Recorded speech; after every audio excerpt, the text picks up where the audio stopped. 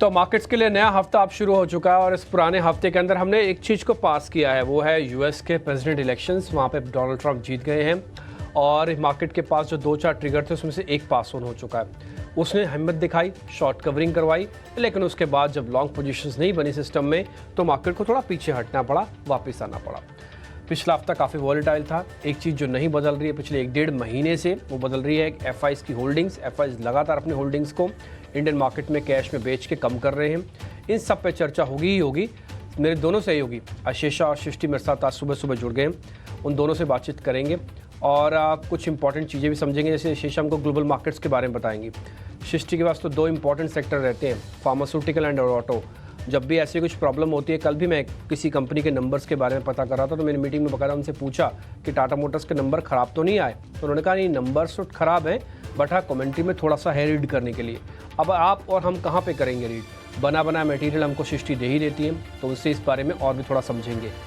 तो अगले 2.5 घंटे हमारे साथ बने रहेगा। मेहमानों का पूरा कुनबा अपने साथ जोड़ेंगे ताकि हफ्ता आपके लिए बेहतर जाए, शुभ जाए और बढ़िया जाए।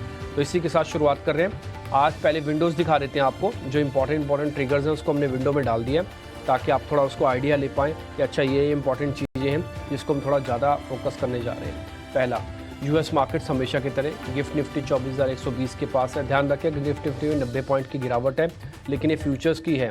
तो हमारे भी फ्यूचर्स अगर आप देखेंगे तो 24,000 के ऊपर ही हैं और करीब 100 अंकों का प्रीमियम है। तो ये सब कुछ एडजस्टमेंट फ्यूचर्स के अकॉर्डिंग है, लेकिन फिर भी 24,000 इंपॉर्टेंट बेस है, इसके बारे में भी चर्चा होगी। कैश में नवंबर में अब तक करीब 19,000 करोड़ रुपए बेच चुके हैं। अक्टूबर में करीब 1,15,000 करोड़ रुपए का माल बेचा गया है। यानी कुल मिला के करीब 1.5 लाख करोड़ रुपए का माल एफआईज कैश मार्केट में बेच चुके हैं। एफआईज का रुख इतना नेगेटिव क्यों है? क्या किसी दूसरे देश में जा रहे हैं या फिर अभी वापस आना चाहते हैं? वैल्यूएशन डिस्कम्फर्ट था, वापस इंडिया में आएंगे और ज़ोरदार तरीके से आएंगे, इस पर थोड़ी चर्चा करेंगे। टाटा मोटर्स के नंबर, एशियन पेंट के नंबर, डिवीज़ के नंबर, ऑरबिंदो फार्मा के नंबर, एलआईसी के नंबर, ये सब नंबर आ चुके हैं इस वीकेंड पे। तो इन सब के बारे में भी चर्चा होगी। आप अब ध्यान रखिएगा, हो सकता है आपके पास पहले से ही शेयर हो तो एक्सपर्ट्स आपको राय दे देंगे पोस्ट नंबर्स क्या करना चाहिए इसमें। जिनके नतीजे आ जाए उसमें हिंडाल्को है, ब्रिटानिया, ओएनजीसी, एनएमडीसी और यूपीएल है। अब दिन ज़्यादा नहीं बचे हैं तो करीब 4-5 दिन के अंदर आपको मेजॉरिटी ऑफ द नंबर्स आ जाएंगे। करीब 40 कंपनी निफ्टी के नंबर्स आ चुके हैं, उसमें से 27 नंबर्स तो काफ़ी बेहतर हैं और 13 नंबर्स न्यूट्रल हैं, या मैं बोलूँगा थोड़ा नेगेटिव भी रहे हैं।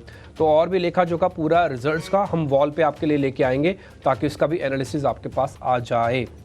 अब जरा मैं आशीषा के पास चलूंगा। जो पहला ट्रिगर है ग्लोबल मार्केट, जरा उनसे समझ लेते हैं कि इन बिटवीन यूएस के अंदर क्या हो रहा है या दूसरे बाज़ारों के अंदर क्या हो रहा है, जिसके लिए हम भी इम्पैक्ट हमारे ऊपर भी आ सकता है। आशीषा गुड मॉर्निंग, जरा प्लीज़ बताएंगे ग्लोबल मार्केट्स के अंदर क्या हो रहा है इस समय?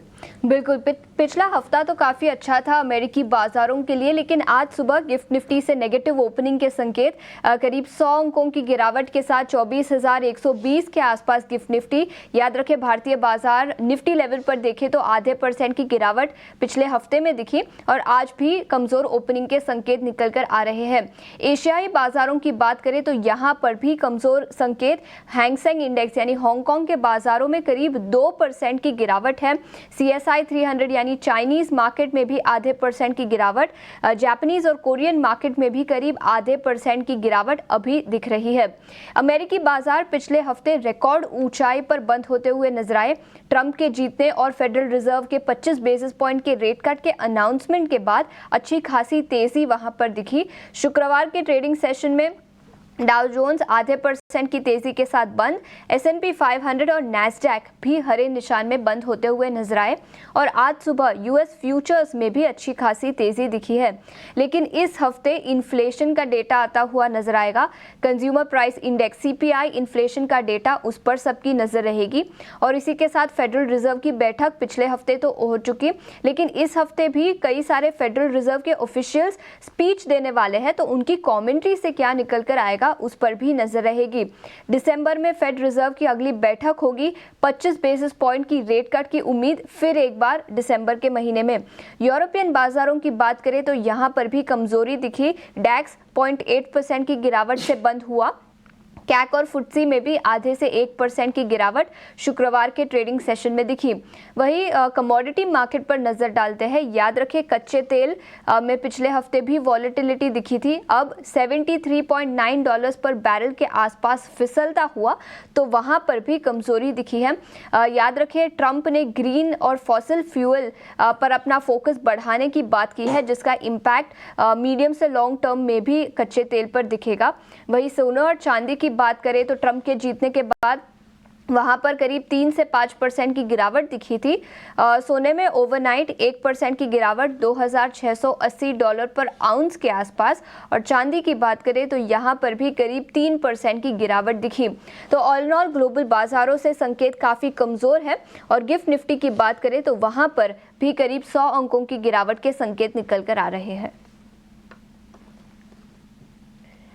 ठीक है, तो गिरावट फिलहाल देखने को मिल रही है कुछ एक सेलेक्ट एशियाई बाजारों में, और साथ ही गिफ्ट निफ्टी भी आपको एक नेगेटिव शुरुआत के ही संकेत दे रहा है। पर चलिए आइए समझ लेते हैं कि FIS DIS की पोजीशनिंग किस तरीके से चेंज हुई है, और साथ ही आज निफ्टी और बैंक निफ्टी के लिए क्या कुछ अहम होगा देखना। और डिम्पी से ही समझेंगे तीनों चीज़ें विस्तार से। डिम्पी, सबसे पहले तो FIS DIS की जो पोजीशनिंग आप सुबह भी जिक्र कर रहे थे कि कैश सेगमेंट में लगातार FIS की बिकवाली जारी है, DIS से सपोर्ट ज़रूर है, पर डिम्पी FNO साइड क्या कुछ बदलाव हुए हैं और इसको कैसे रीड करें? देखिए सृष्टि, बहुत इंपॉर्टेंट होता है आपके पास जब पूरा बाजार ही कहीं ना कहीं FIS के इर्द गिर्द घूम रहा हो, और अगर आपको ट्रस्ट नहीं हो रहा हो तो मैं आपको एक चार्ट आपको दिखाता हूँ। इस चार्ट के अंदर हमने दो इंपॉर्टेंट चीज़ें नोटिस करवाई हुई हैं आपको, और ज़रा आप वो देखिएगा ज़रूर। हमने जब ऑल टाइम हाई यानी कि जब हम रीसेंट हाई जब हमने टेस्ट किया था तो उसका मंथ था करीब सितंबर, 27 सितंबर यानी कि अक्टूबर के आसपास। अक्टूबर सीरीज़ आपको याद होगी, हमने बताया भी था अक्टूबर सीरीज़ हैवी सीरीज़ के तौर पर ट्रांसफ़र हो रही है। ये जो हाई बना हुआ है ये अक्टूबर सीरीज़ का स्टार्टिंग का हाई है। उसके बाद से कभी भी हमने मार्केट को पुल बैक करते हुए नहीं देखा। बैक टू बैक मार्केट टूटता हुआ नीचे नीचे की तरफ और भी आता जा रहा है। एक अटैम्प्ट ली थी, ये डोनाल्ड ट्रंप वाली कैंडल्स हैं, लेकिन उसके बाद वो अटैम्प्ट भी मार्केट के अंदर फेल हो रही हैं। और ये आपके 200 दिनों का एवरेज है जो कि 23,400 पे आके बनता है।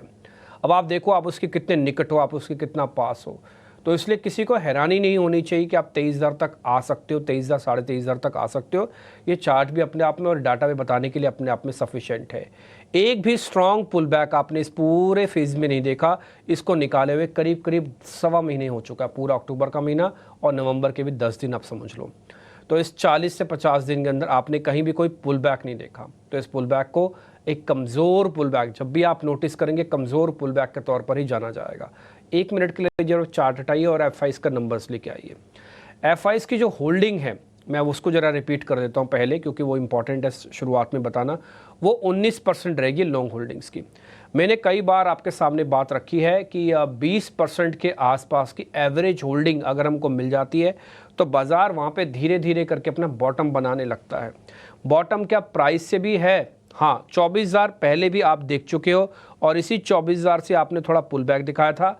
अगर आपको याद नहीं हो तो मैं आपको नंबर्स याद दिला देता हूँ।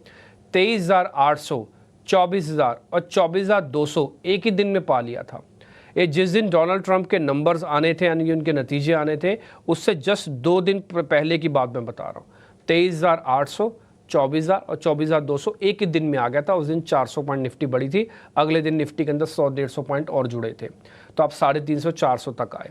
कहने का मेरे मतलब है कि बाज़ार में हिम्मत तो काफ़ी है, चलने की जगह भी है, पॉइंट भी है, लेकिन जिस चीज़ की रिक्वायरमेंट है वही नहीं है।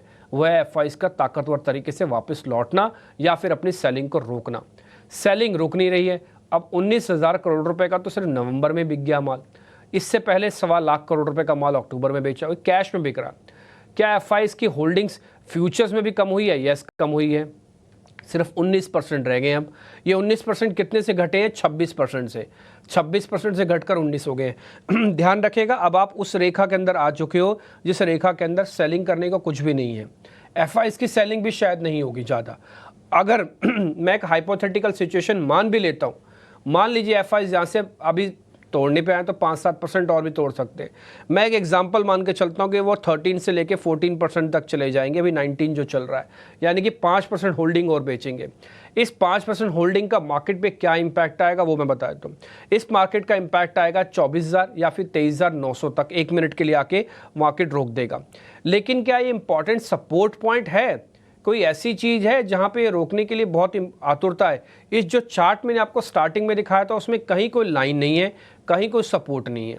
50 दिन ऊपर है, 200 दिन नीचे, हम बीच में झूल रहेंगे यहाँ, यानी कि 24,000 हमारा बीच का लेवल है, कोई इंपॉर्टेंट सपोर्ट का लेवल नहीं है। ये चार्ट आप देख पा रहे हैं तो आपको मैं वापस से दिखाता हूँ, ये देखिएगा, ये वाला लेवल्स है, ये कहीं भी सपोर्ट नहीं है, या तो ये है या तो ये है, यानी कि हम बीच में बार बार बुखार की गोलियां उतार दे के अपने आप को बुखार से उतारते हैं और थोड़ा चलना शुरू करते हैं, लेकिन ताकत होती नहीं, फिर से गिर जाते हैं।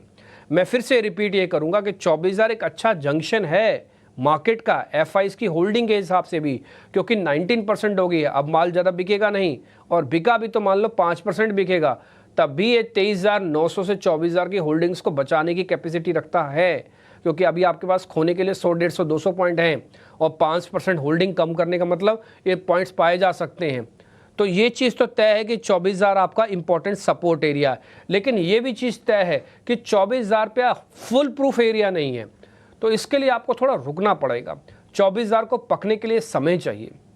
क्या रिवर्सल आधे अधूरे से ही घुमाएगा? क्या इस बार बिना 200 दिनों के एवरेज को टेस्ट किए बिना पहुंचाएगा ऊपर? ये बड़ा एक प्रश्न चिन्ह है मार्केट के आगे। अगर यही 23,900 या मतलब 23,300 400 के आसपास यही लाइन होती ना, यानी कि खिसका के मैं लाइन को 24,000 पे कह देता, तो मैं आपसे कहता कि डंके की चोट पे अब आप ले लो, क्योंकि 200 दिनों के एवरेज को टेस्ट कर रहे हैं, छोटा सा एक स्टॉप लॉस रखो, गया तो गया, नहीं तो फिर यहीं से रिवर्सल बहुत तगड़ा आएगा, और इससे पहले भी कई बार आ चुका है। मैं हिस्ट्री में जाना नहीं चाहता, आप मेरी बात का सिर्फ यकीन कर लें। तो अब मैं एफआईज के पॉइंट ऑफ व्यू से बताता हूँ, 19% एफआईज की होल्डिंग का होना ये अच्छी चीज़ भी है, बुरी चीज़ भी है। बुरी चीज़ इस लिहाज से है कि होल्डिंग्स कम हो रही है, अच्छी चीज़ इस लिहाज से है कि अब ज़्यादा बिकेगा नहीं माल, सिर्फ 5% बिकने का माल अभी बाकी और रह गया है। दूसरा पॉइंट, क्या रिटेल ने इस बीच कुछ किया है? 67% होल्डिंग के साथ रिटेल जस का तस है। मैं रिटेल की तारीफ भी करूंगा मैं, और रिटेल के बारे में थोड़ा सा एक पॉइंट भी रखूंगा। रिटेल ने इस बार बहुत ही सूझबूझ का अपना एग्जाम्पल पेश किया है। आपने मार्केट के अंदर देखा होगा कि कभी रिटेल की 5%, 8% का स्विंग इनकी होल्डिंग्स में नहीं आया। इसका मतलब रिटेल के पास माल पड़ा और उसके बाद समझ में आ गया कि मार्केट एक थोड़ा सा करेक्शन लेना चाहता है, अपने आप को हेल्दी करना चाहता है, इसलिए मेरे को जल्दी जल्दी डरना नहीं है, घबराना नहीं है। ये एक बहुत अच्छा साइन है, ये मैच्योरिटी का साइन भी है रिटेल मार्केट्स के अंदर का भी। ये मैंने काफ़ी दिनों बाद और काफ़ी महीनों बाद देखा है। इससे पहले मैं चेक करता था तो एफआईएस की होल्डिंग जब जब बढ़ती थी, रिटेल की होल्डिंग उसी स्पीड से घटती थी, लेकिन इस बार ऐसा नहीं हुआ। रिटेल ने अपने आप को बहुत अच्छे से स्मार्टली प्लेस करके रखा है। तो मैं थोड़ा तारीफ भी करूंगा रिटेल का कि 67% की होल्डिंग के साथ वो डटे हुए हैं, बट ये थोड़ी ज़्यादा है। ये जैसे मार्केट में चलेगी रिटेल को अपना हिस्सा देना होगा, तो इसमें से मैं ये एक्सपेक्ट करके चलता हूँ ऊपर के कम से कम 17%, यानी कि 50% तक अगर आते हैं तो ऊपर के 17% है, ये मार्केट के अंदर अपना माल छोड़ेंगे। कब छोड़ेंगे? जब एफआईएस 10% माल पकड़ेगा। तो आप इसी चीज़ की सिर्फ वेट करो कि कब एफआईएस 10% माल पकड़ता है और कब 17% रिटेल माल छोड़ता है। जिस दिन ये संगम हो गया रिटेल के माल छोड़ने का और एफआईएस के माल पकड़ने का, उस दिन मार्केट का जो बेस होगा वो काफ़ी स्ट्रांग होगा। अभी क्या है, एफआईएस छोड़ रहा है, एफआईएस पकड़ रहा है, रिटेल के पास कुछ ज़्यादा आदान प्रदान नहीं हो रहा है। ये बहुत बारीक लाइन है, वो अपने बैक टेस्टेड फॉर्मूले से और बैक टेस्टेड डाटा से बता रहा हूँ। हो सकता है आपको पढ़ने में समझने में काफ़ी समय लगे, लेकिन ये बहुत इंपॉर्टेंट चीज़ मैंने आपके सामने रखी है अभी, कि जब तक रिटेल का माल छूटेगा नहीं और एफआईएस का माल सिस्टम में और पकड़ा नहीं जाएगा तब तक दिक्कत आएगी, नहीं तो ये आवन जावन बहुत छोटा है।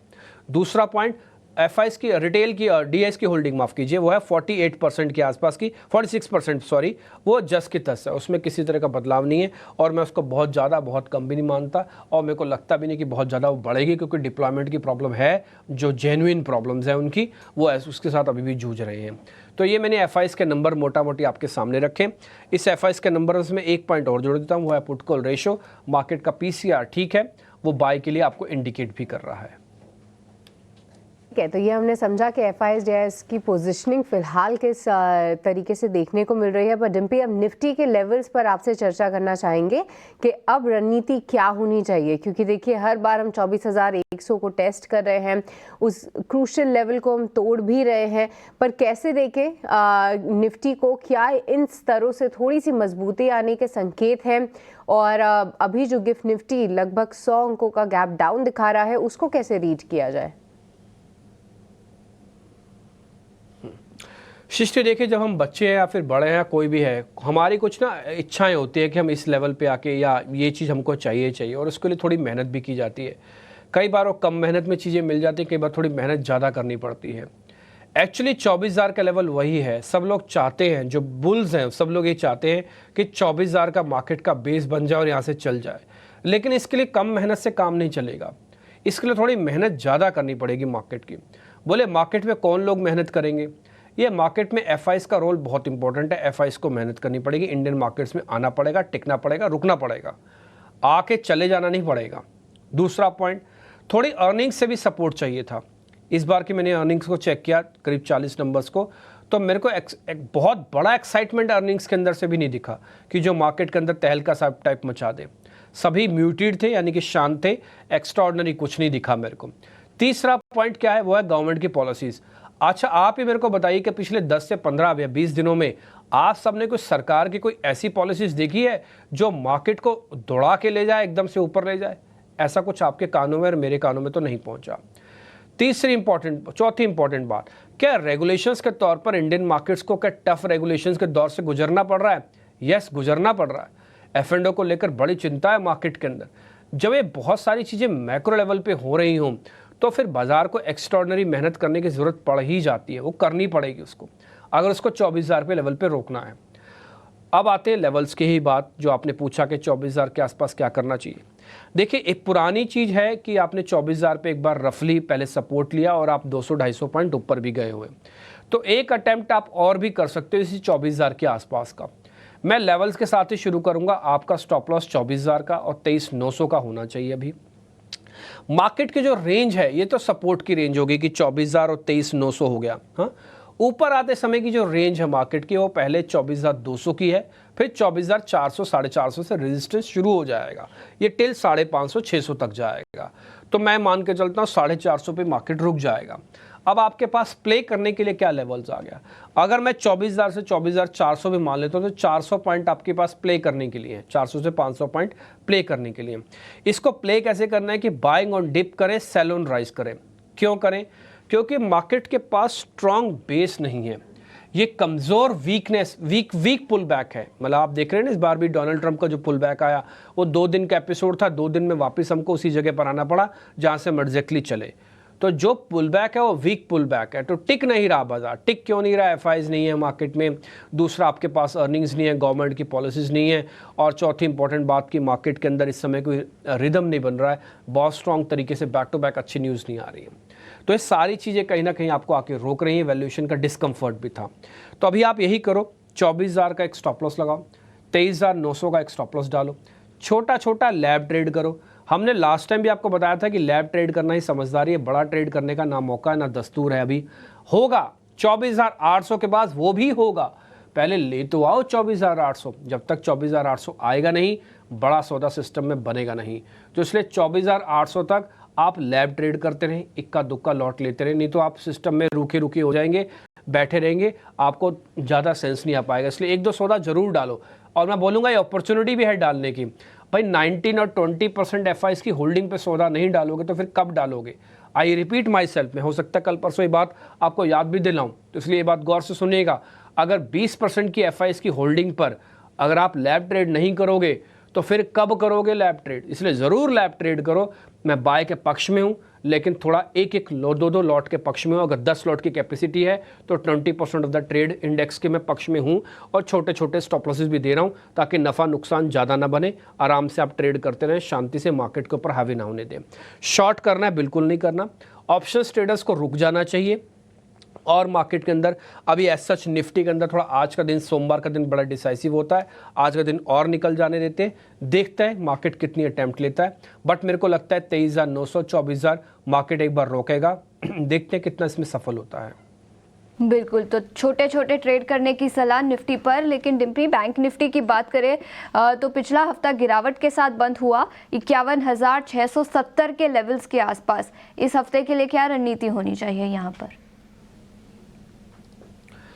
देखिए, निफ्टी बैंक का भी मैं आपको एक चार्ट दिखाता हूँ शीशा, अगर आप उसको देखेंगे तो आपको थोड़ा उसका भी आइडिया लग जाएगा। उसके अंदर अगर आप नोटिस करेंगे ना तो आपको बहुत ज़्यादा वीकनेस नहीं दिखेगी। निफ्टी का आपने एक स्लांटिंग चार्ट देखा था, बट इसके अंदर क्या है कि देखिए साइडवेज हो गया ये, और इसका 200 दिनों का एवरेज बहुत दूर है, वो तो 49,800 के आसपास है, बहुत दूर है, 50,000 से भी नीचे है। और आप देख रहे हैं कि बार बार अटेम्प्ट लेता है अपने 50 दिन के एवरेज की, लेकिन निफ्टी के चार्ट में बिल्कुल अलग था। आपने देख रहे होंगे वो गिरते हुए क्रम में था, ये रुके हुए क्रम में है। तो ये बात तो समझ में आ गई कि बैंक निफ्टी ज़्यादा स्ट्रॉन्ग है, जो बार बार आपको एक्सपर्ट्स बताते भी हैं, बार बार बोलते भी हैं, और हमने भी कई बार आपसे कहा है कि कभी भी पुल बैक का अटेम्प्ट शुरू करना ना मार्केट के अंदर तो बैंक निफ्टी से ही शुरू करना। बैंक निफ्टी ज़्यादा इंपॉर्टेंट पॉइंट्स पे है। तो ये चार्ट दिखाने का पर्पस यही था, आपको थोड़ा पिक्चर के हिसाब से समझ में आ जाएगा कि कौन कितना वीक है और कौन कितने स्ट्रॉन्ग होल्ड्स पे खड़ा है। निफ्टी का चार्ट हटाइए अब जरा और लेवल्स लेके आइएगा। बैंक निफ्टी के अंदर अगर आप देखेंगे तो वैसी कोई प्रॉब्लम नहीं है, शॉर्टिंग हुई है करीब 2% की, 1,76,000 कॉन्ट्रैक्ट अभी खड़े हो गए हैं। ये सीरीज के स्टार्टिंग में इतने की रिक्वायरमेंट है, हमको थोड़ी बहुत कवरिंग चाहिए। एक और चीज़ बता देता हूँ, मार्केट के अंदर शॉर्ट कवरिंग हमेशा शॉर्ट लिव्ड होगी। जब भी शॉर्ट्स कवर से बाजार चलेगा, चेक कैसे करेंगे सर? ओपन इंटरेस्ट घटे, प्राइस बढ़े, मतलब शॉर्ट कवरिंग आ रही है। और इस शॉर्ट कवरिंग की एक मर्यादा है, मैं मर्यादा आपको ओपन इंटरेस्ट के लेवल से बता देता हूं कैसे है। जैसे मान लो अभी 1,76,000 कॉन्ट्रैक्ट ओपन खड़े हैं बैंक निफ्टी के, ये 1,50,000 कवरिंग करवा सकते हैं, यानी कि 25,000 कॉन्ट्रैक्ट या 26,000 कॉन्ट्रैक्ट कवर करने के लिए सिस्टम में आ गए तो निफ्टी, बैंक निफ्टी को 1000 पॉइंट चला सकते हैं। ठीक, तो आप ये बात अपने मान के चलना, अपने दिमाग में रखना कि शॉर्ट कवरिंग आ सकती है इसमें भी। लेकिन शॉर्ट कवरिंग के लिए थोड़ी सी इंपॉर्टेंट सपोर्ट चाहिए, बेस चाहिए। जैसे 24,000 का भी हम लेवल बैंक निफ्टी पे डिस्कस कर रहे थे, ऐसे 51,000 का लेवल आप बैंक निफ्टी पे भी डिस्कस कर रहे हैं। 51,561 पे बंद हुए हैं, फ्यूचर्स में 200 पॉइंट का एक प्रीमियम है, तो आपके पास 51,800 के ऊपर का कंफर्ट जगता है और 51,500 से नीचे का डिसकंफर्ट जगेगा। आई रिपीट माई सेल्फ, 51,800 के ऊपर का कंफर्ट जगेगा, 51,500 के नीचे का डिसकंफर्ट जगेगा। ये 51,500 से 800 वाली बीच में ये नो ट्रेड जोन है, इसके अंदर कोई सौदा नहीं लेना, सिर्फ वॉच करना है।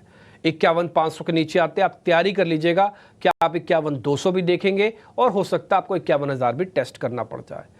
पुट कॉल रेशो तो ये बताती है कि ज़्यादा नहीं टूटेंगे, एफआईज की होल्डिंग भी बताती है कि ज़्यादा नहीं टूटेंगे, इसलिए मैं एक इंपॉर्टेंट सपोर्ट आपको दे देता हूँ, वह 51,200 का और 51,000 का।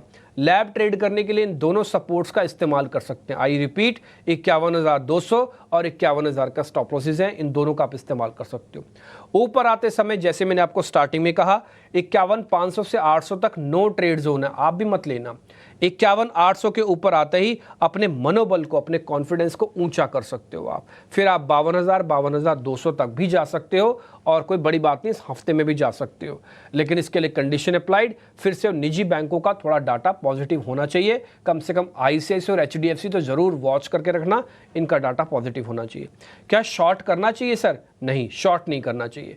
ऑलरेडी मैंने आपको बैंक निफ्टी का चार्ट दिखा के ये बात बताया है कि अपने साइडवेज कंसोलिडेशन से चल रहा है, जबकि निफ्टी का साइडवेज कंसोलिडेशन शुरू नहीं हुआ, वो अभी भी डाउन फेज में ही है, लेकिन bank Nifty already sideways consolidation अपना कर रहा है। ये आपको मैंने अभी चार्ट से भी क्लियर किया था। तो अभी आप बैंक निफ्टी के अंदर एक्सपेरिमेंट करें पुल बैक का, तो ज़रूर करना चाहिए आपको।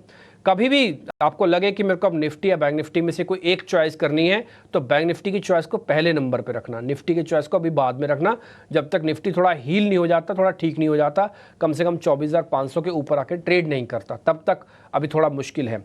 दूसरा पॉइंट, 3 शेयर F&O बैन में है, ऑलरेडी आपके सामने नाम होंगे, ABFRL, ग्रैनुलस इंडिया और मन्नापुरम, और वैसे पुट कॉल रेशियो वगैरह ठीक है। तो ये लेवल्स के सारा गेम हमने आपके सामने रख दिया और उम्मीद करते हैं कि आपको हमारा एनालिसिस काफ़ी अच्छे से पसंद आ रहा होगा। अगर फिर भी कोई कमी हमसे रह जाती है हमारी पढ़ाई लिखाई में या हमारे बात रखने में, तो आप हमको ज़रूर लिख के या व्हाट्सअप पे भेज दीजिएगा। नंबर्स ऑलरेडी सब आपके पास हैं। आप चाहें तो सोशल मीडिया हैंडल्स पे भी हमारा नाम लिख के बाकायदा आप भेज सकते हैं कि ये चीज़ आप ठीक करो, उसको हम तत्काल प्रभाव से जितना जल्दी हो सकेगा उतना ठीक कर देंगे। देवांग शाह इस बीच मेरे साथ स्क्रीन पे मेरे को दिख रहे हैं। देवांग भाई बहुत शुक्रिया, थैंक यू वेरी मच समय देने के लिए। जरा आपकी कैलकुलेशंस निफ्टी बैंक निफ्टी पर, गुड मॉर्निंग, और साथ ही अपने शेयर्स भी बताइएगा। Very good morning. बात करें निफ्टी में तो जहां पे बात करें बाय एंड डिप से स्ट्रेटेजी रखनी चाहिए, बट यहाँ पे सिर्फ अग्रेसिव ट्रेडर्स देखे। जहां तक लेवल्स की बात करें, इमीडिएट सपोर्ट निफ्टी के लिए, निफ्टी स्पॉट के लिए 24,000 एंड रेजिस्टेंस है 24,500। हमें लगता है दायरे में देखने मिल सकता है। निफ्टी बैंक निफ्टी की जहां तक बात करें, बैंक निफ्टी का जो ओवरऑल स्ट्रक्चर है कंपेयर टू निफ्टी, हमने पहले भी डिस्कस किया था, थोड़ा स्ट्रॉन्ग दिख रहा है बैंक निफ्टी का स्ट्रक्चर। बैंक डिप्स करे 50,900 बैंक निफ्टी स्पॉट का सपोर्ट है, 52,000 एक रेजिस्टेंस फेस कर रहा है बैंक निफ्टी फ्यूचर। जहां तक स्टॉक स्पेसिफिक में बात करें, फर्स्ट स्टॉक यहाँ रहेगा फेडरल बैंक। फेडरल बैंक में ओवरऑल स्ट्रक्चर देखे काफी बुलिश है। स्टॉक की जो चार्ट है वो हाइट ऑफ हाइट स्ट्रक्चर में ट्रेड कर रहा है। फेडरल बैंक खरीदने की सलाह रहेगी। स्टॉप लॉस रखना है 202 रुपए का, टारगेट है 215।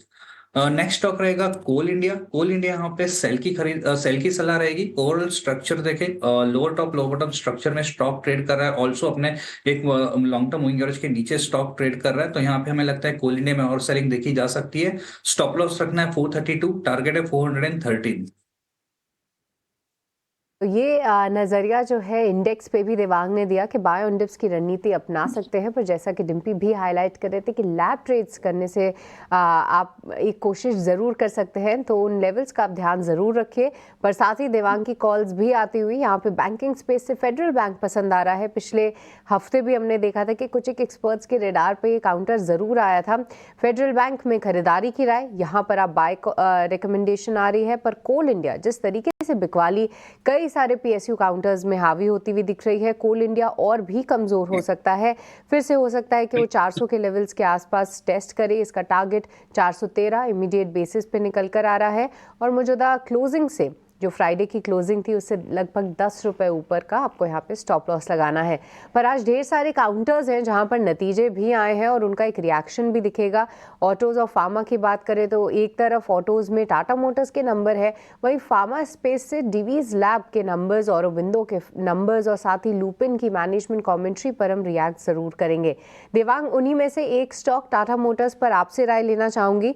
हालांकि नतीजे कुछ इतने खास नहीं आए, एक मिस ही रहा, और साथ ही जो मैनेजमेंट की कमेंट्री है उसमें गाइडेंस उन्होंने मेंटेन ज़रूर की है, पर इतना एनालिस्ट लोगों का भरोसा नहीं आ पा रहा है, क्योंकि ना ही सिर्फ टाटा मोटर्स को देखें तो ग्लोबली जितने ग्लोबल जाइंट्स हैं जैसे कि BMW, ऑडी, इन सबकी सेल्स में भी एक भारी कट देखने को मिला है। और अगर कुछ एनालिस्ट इसको कंपेयर भी कर रहे हैं JLR डिवीजन को इन सभी कंपनी से, तो महंगे वैल्यूएशंस के दम पे कुछ प्राइस कट्स भी हुए हैं। तो एक बार देवांग क्विकली आपसे टाटा मोटर्स पे मैं राय लेना चाहूंगी। चार्ट्स पे कैसा दिख रहा है आपको ये स्टॉक, क्या किया जाए इसमें?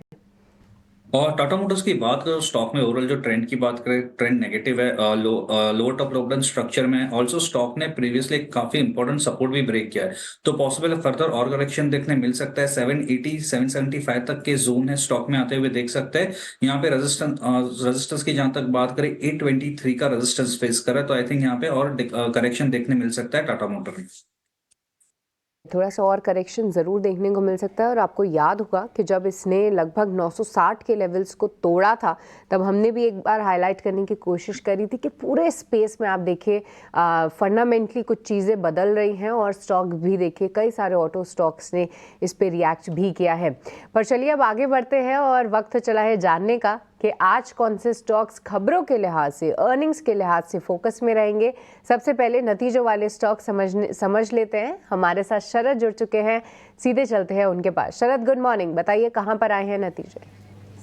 गुड मॉर्निंग सृष्टि। और अब जो है अर्निंग्स जो है ऑलमोस्ट ख़त्म होने वाले हैं। 90% अर्निंग्स आ चुके हैं।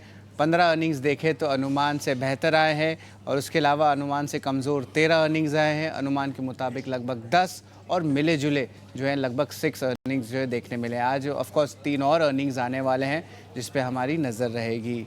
अब बात करते हैं सबसे पहले एशियन पेंट्स की, तो कमज़ोर नतीजे देखने मिले ओवरऑल। सारे एस्टिमेट्स जो एनालिस्ट के एस्टिमेट्स है उससे कम नतीजे देखने मिले हैं, और ओवरऑल जो एक एक्सेप्शनल लॉस है, आप देख रहे हो मुनाफे में जो है बड़ी लॉस आई है, वो एक एक्सेप्शनल लॉस 180 करोड़ का आया है।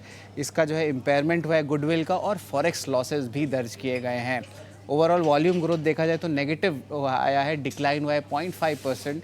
और देखा जाए तो जो कंज्यूमर सेंटिमेंट है, आपके जो है फ्लड्स का भी इम्पैक्ट आया है, लेट शावर्स का आया है, और इम्पॉर्टेंटली कंपटीशन बढ़ गई है, उसका जो है इम्पैक्ट हमें नंबर्स में भी देखने मिल रहा है। टाटा मोटर्स की बात करें तो कमज़ोर नतीजे देखने मिले हैं। JLR बिजनेस में भी जो है इम्पैक्ट देखने मिला है, स्पेशली मार्जिन्स को लेके। और कंपनी की कमेंट्री में दो अहम बात सामने आती है। सबसे पहले कंपनी ने कहा है कि नियर टर्म बेसिस पर भी वो कॉशियस रहेंगे डोमेस्टिक डिमांड को लेके, और JLR के जो होल सेल्स हैं वो एक्सपेक्टेड है कि अच्छी तरह इंप्रूव कर सकते हैं, शार्प इंप्रूव करने देखने मिल सकते हैं, क्योंकि जो सप्लाई चैलेंजेस है उनमें सुधार देखने मिल रहा है।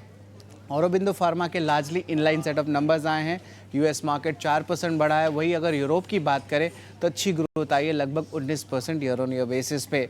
LIC की बात करें तो largely mix set of numbers आया है, और नेट प्रीमियम इनकम लगभग 12% भागा है, और VNB नंबर्स हैं वो एस्टिमेट से बेटर आए हैं। तो हम कह सकते हैं mix set of numbers LIC देखने में मिल रहा है। बट ऑफकोर्स नेट प्रॉफिट में इम्पैक्ट आया, प्रोविजनिंग बड़ी थी इसीलिए।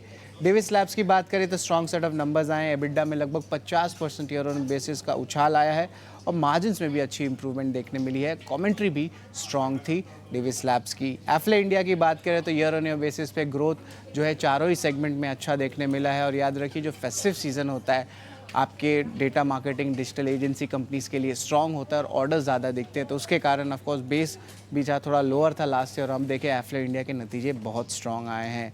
ओला इलेक्ट्रिक की बात करें तो largely inline set of numbers आया है। रेवेन्यू 40% ऑलमोस्ट बढ़ा ईयर ऑन ईयर बेसिस पे, और दोनों लॉसेस और अब जो ऑपरेटिंग लॉसेस होते हैं दोनों में जो है गिरावट ईयर ऑन ईयर बेसिस पे देखने मिली है। आरती इंडस्ट्रीज़ के कमज़ोर नतीजे देखने मिले, और उसका ये कारण है कि जो कैपेसिटीज़ है चाइना के वो जो है ओवर कैपेसिटीज़ में चले गए हैं। उसके कारण कुछ फ्लडिंग हुई थी बहुत सारे मटेरियल्स के भारत के मार्केट में, उसके कारण आरती इंडस्ट्रीज़ के ओवरऑल नतीजे कमज़ोर आए। और इन्होंने अपनी कैपेक्स गाइडेंस को भी जो है लगभग 10% से ज़्यादा जो है गिरावट कर दिया है। अब अगर बात करते हैं तो शिपिंग कॉरपोरेशन के नतीजे बहुत स्ट्रॉन्ग आए हैं। नेट प्रॉफिट लगभग 4 गुना बढ़ गया है, और रेवेन्यू में भी ऑलमोस्ट 30% माफ़ करेगा उसका ग्रोथ देखने मिला है। मार्जिन्स में देखिए तो 15% का ग्रोथ आया, तो बहुत स्ट्रॉन्ग नंबर्स आपको शिपिंग कॉरपोरेशन में देखने मिल रहे हैं। तो ये ऑफकोर्स जो हेडलाइन है कंजम्पशन नेम्स जो बड़े आंकड़े हैं वो थोड़े वीक साइड में ज़रूर देखने मिल रहे हैं, बट कुछ मिड कैप स्मॉल कैप्स में अच्छी न्यूज़ फ्लोज भी आ रही हैं। तो ये इंपॉर्टेंट है आपके अर्निंग्स को लेके। बिल्कुल, तो कई सारी कंपनियां जो नतीजों के दम पर आज के ट्रेडिंग सेशन में फोकस में रहेंगी। टाटा मोटर्स और एशियन पेंट्स के कमज़ोर नतीजे, इन दोनों स्टॉक्स पर फोकस रहेगा। शरद, शुक्रिया पूरी डिटेल्स के साथ हमारे साथ जुड़ने के लिए। आगे बढ़ते हैं, शुगर सेक्टर से एक्सक्लूसिव खबर आती हुई, सरकार चीनी के एक्सपोर्ट्स में ढील दे सकती है। खबर पर और जानकारी लेते हैं, हमारे सहयोगी समीर दीक्षित अब हमारे साथ जुड़ चुके हैं। समीर, बताएं क्या डिटेल्स है आपके पास जिसका डायरेक्ट इम्पैक्ट लिस्टेड शुगर कंपनियों पर भी दिखाई दे सकता है? चीनी की मिठास चीनी कंपनियों के लिए आने वाले वक्त में बढ़ सकती है। ऐसा इसलिए क्योंकि सरकार बेहद गंभीरता से चीनी एक्सपोर्ट में आंशिक छूट देने पर विचार कर रही है। सूत्रों की माने तो सरकार का मत है कि फिलहाल चीनी को लेकर के स्थिति काफ़ी कंफर्टेबल बनी हुई है। जो शुगर प्रोडक्शन है वो भी काफ़ी बेहतर बना हुआ है। जो बफर अवेलेबिलिटी है यानी कि जो स्टॉक अवेलेबिलिटी है वो भी काफ़ी बेहतर है, और एथनॉल डाइवर्जन के लिए भी चीनी पर्याप्त उपलब्ध है।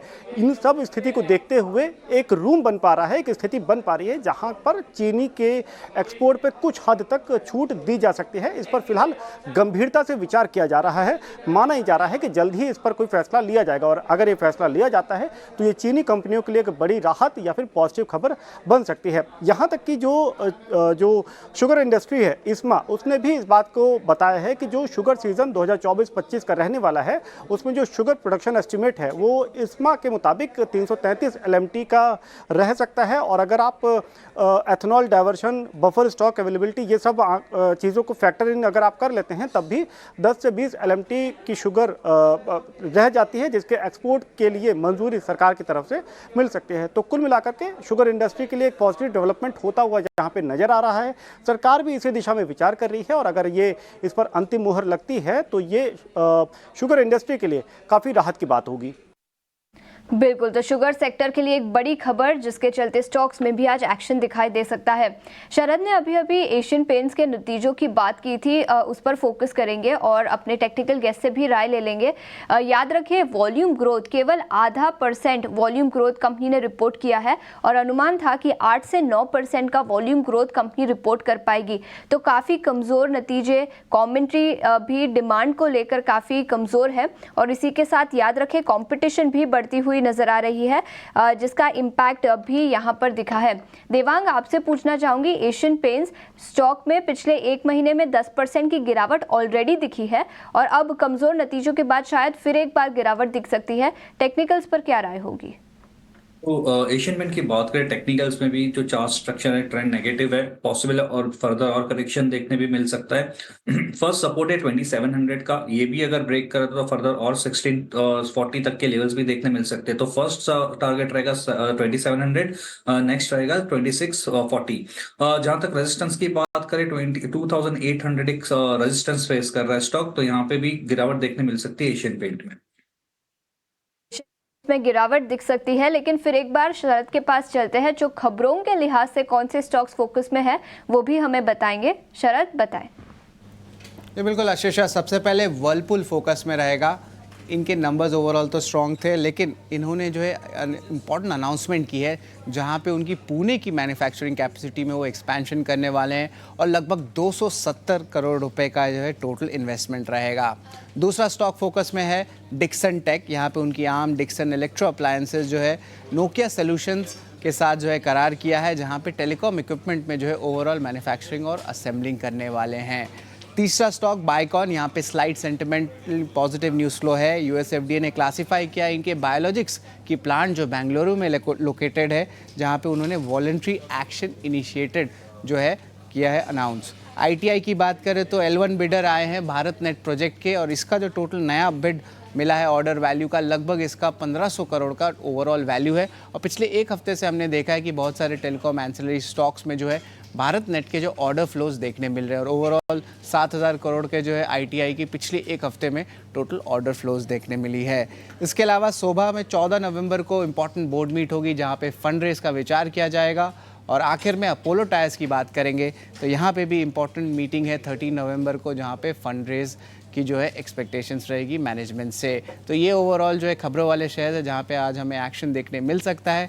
लेकिन ब्रोकरेज में क्या हो रहा है, ब्रोकिंग दुनिया में ब्रोकरेज पिक्स क्या है, उसके लिए हमारे साथ जुड़ते हैं वरुण। गुड मॉर्निंग शरद। तो देखिए, ब्रोकरेजेस की नज़र आज पूरे तरह से नतीजों और खासकर बड़े नतीजों पे हैं, जिसमें एसबीआई सबसे आगे है। वहाँ अगर आप देखेंगे तो इंडस्ट्री लीडिंग ग्रोथ इस कंपनी ने डिलीवर की है। इसके लिए ब्रोकरेज हाउसेस ने अपने प्राइस टारगेट बढ़ाए हैं। नमुरा खरीदारी की सलाह प्राइस टारगेट 980 से बढ़ा के 1050 रुपये के दे रहे हैं। जेफरीज को भी अगर आप देखेंगे तो प्राइस टारगेट 1000 से बढ़ा के 1030 का कर रहे हैं और CLA से 1075 का प्राइस टारगेट दे रहे हैं। ये कह रहे हैं कि इंडस्ट्री लीडिंग ग्रोथ इस कंपनी ने डिलीवर की है।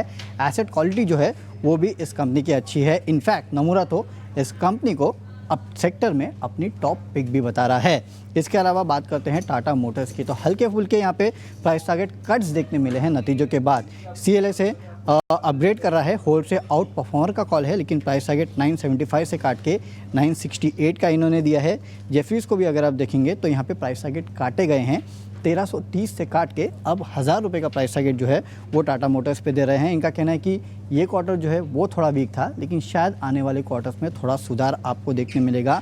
JLR में थोड़ी बहुत दिक्कतें हैं, हालांकि एबिडा मार्जिन गाइडेंस जो है वो इंटैक्ट ब्रोकरेज हाउसेस को लग रहा है। अब बात करते हैं अशोक लेलैंड की। जेफरीज ने होल्ड की सलाह दी है, प्राइस टारगेट 240 से काट के 235 का दिया है। इनका कहना है कि वीक वॉल्यूम से लेकिन ग्रॉस मार्जिन जो है वो फिर भी ठीक ठाक थे। वेदांता CLA से आउट परफॉर्मर का कॉल दे रहा है, प्राइस टारगेट इन्होंने काटे हैं 545 से काट के 520 का किया है। इनका कहना है कि Q2 जो है वो ऑपरेशनली इन लाइन था इस कंपनी का। ओला इलेक्ट्रिक बोफा की रिपोर्ट है, खरीदारी की सलाह प्राइस टारगेट 145 से काट के 120 का किया है। ज़्यादातर पॉइंट से ठीक ठाक कह रहे हैं इस कंपनी के लिए। मेरे ख्याल से प्राइस को चेस कर रहे हैं क्योंकि काफ़ी गिर चुका है, इसके लिए प्राइस टारगेट काटे हैं। इन्फोएज नोमुरा खरीदारी के साथ प्राइस टारगेट बढ़ाए हैं, 8280 से बढ़ा के 8630 का ये कह रहे हैं। खासकर कि जो कोर रिक्रूटमेंट है वहाँ पे अच्छा पिकअप देखने मिला है। PB फिनटेक को डाउनग्रेड किया है, न्यूट्रल से सेल का कॉल, प्राइस टारगेट बढ़ाया है लेकिन 12.5 से बढ़ा के 1550 का यहाँ पे इन्होंने कर दिया है। वहीं इनिशिएटिंग कवरेज है गोल्डमैन की तरफ से, यूनाइटेड स्पिरिट्स और ट्रेंट। यहाँ पे आप नज़र रखेगा क्योंकि यूनाइटेड स्पिरिट्स पे खरीदारी की सलाह दे रहे हैं 1650 के प्राइस टारगेट के साथ, और ट्रेंड पे आप देखिए क्योंकि ज़ूडियो जो है वो काफ़ी अच्छा परफॉर्म कर रहा है, इसके लिए इन्होंने इनिशिएट किया है कवरेज 8000 रुपये के प्राइस टारगेट जो है वो ये ट्रेंड पे दे रहे हो। आपको याद होगा पिछले हफ्ते ट्रेंड की कितनी पिटाई हुई थी, तो अब यहाँ पे आपकी नज़र होनी चाहिए खासकर। इसके अलावा इंश्योरेंस सेक्टर पे मॉर्गन स्टैनली की रिपोर्ट है जहाँ पे कह रहे कि HDFC लाइफ, ICICI प्रू जो है स्ट्रॉन्ग नंबर्स इन्होंने कहीं ना कहीं पेश किए हैं, तो यहाँ पे आप नज़र रखिएगा। और इंडिया स्ट्रैटेजी पे जेफरीज की एक रिपोर्ट है, ये कह रहे हैं कि इनके जो 1/5 ऑफ द स्टॉक्स जो इनके कवरेज में थे, अगर जून के इलेक्शन लोस से देखेंगे तो वहाँ पे काफ़ी प्रेशर ऑलरेडी आ चुका है, नीचे ट्रेड कर रहे हैं, और 30% स्टॉक जो है YTD से 20% नीचे ट्रेड कर रहे हैं, तो यहाँ पे शायद थोड़ा बहुत रिवर्सल आपको देखने मिल सकता है। कुछ टॉप पिक्स इन्होंने यहाँ पे दी है अपनी, जिसमें HCL, Coal India, IndiGo, Godrej consumers, PNB, ऐसे 14 स्टॉक शामिल है, आपके स्क्रीन्स पे आएंगे सबके सब, तो वहाँ पे आप खास नज़र रखिएगा। तो जेफरीज की स्ट्रैटेजी जो है वो भी आज काफ़ी काम की है, इन स्टॉक्स पे नज़र रखिएगा। गोल्डमैन सैक्स की initiating coverage report United Spirits और ट्रेंट, याद रखें पिछले हफ्ते भी स्टॉक नतीजों के बाद फोकस में था और इस हफ्ते भी ब्रोकरेज रिपोर्ट्स के दम पर फोकस में रहेगा। सभी स्टॉक्स पर हमारे टेक्निकल एनालिस्ट से हम राय लेंगे पर नतीजे किस लिहाज से रहे, और अब अगर हम देखें तो निफ्टी में से 40 कंपनियों तक के नतीजे जो हैं वो आ चुके हैं, और ऐसे में अब तक जो पूरी थीम निकल कर आई है वो है वीकनेस, जो कि हम देख रहे हैं कंजम्पशन स्पेस में। गौरांग जी अभी भी हमारे साथ हैं। गौरांग जी बहुत बहुत स्वागत है आपका, वेरी गुड मॉर्निंग। सबसे पहले तो आपसे एक बार एशियन पेंट्स पे नज़रिया जानना चाहेंगे, क्योंकि नतीजे तो कमज़ोर रहे ही, पर अब जो कॉन्फिडेंस है वो पूरी स्टोरी पे हिलता हुआ नज़र आया है अगर कंजम्पशन थीम की बात करें। साथ ही गौरांग जी जिस तरीके से कंपटीशन बढ़ रहा है स्पेस में, उसको भी लेकर कहीं ना कहीं चिंताएं हैं। आपने अगर नंबर्स रीड किए हैं तो आपका क्या टेक अवे है एशियन पेंट से, और एज एन इन्वेस्टर यहाँ पर क्या होनी चाहिए रणनीति? धन्यवाद सृष्टि आपका, आप सभी को प्रणाम और शुभ प्रभात हमारे तरफ से।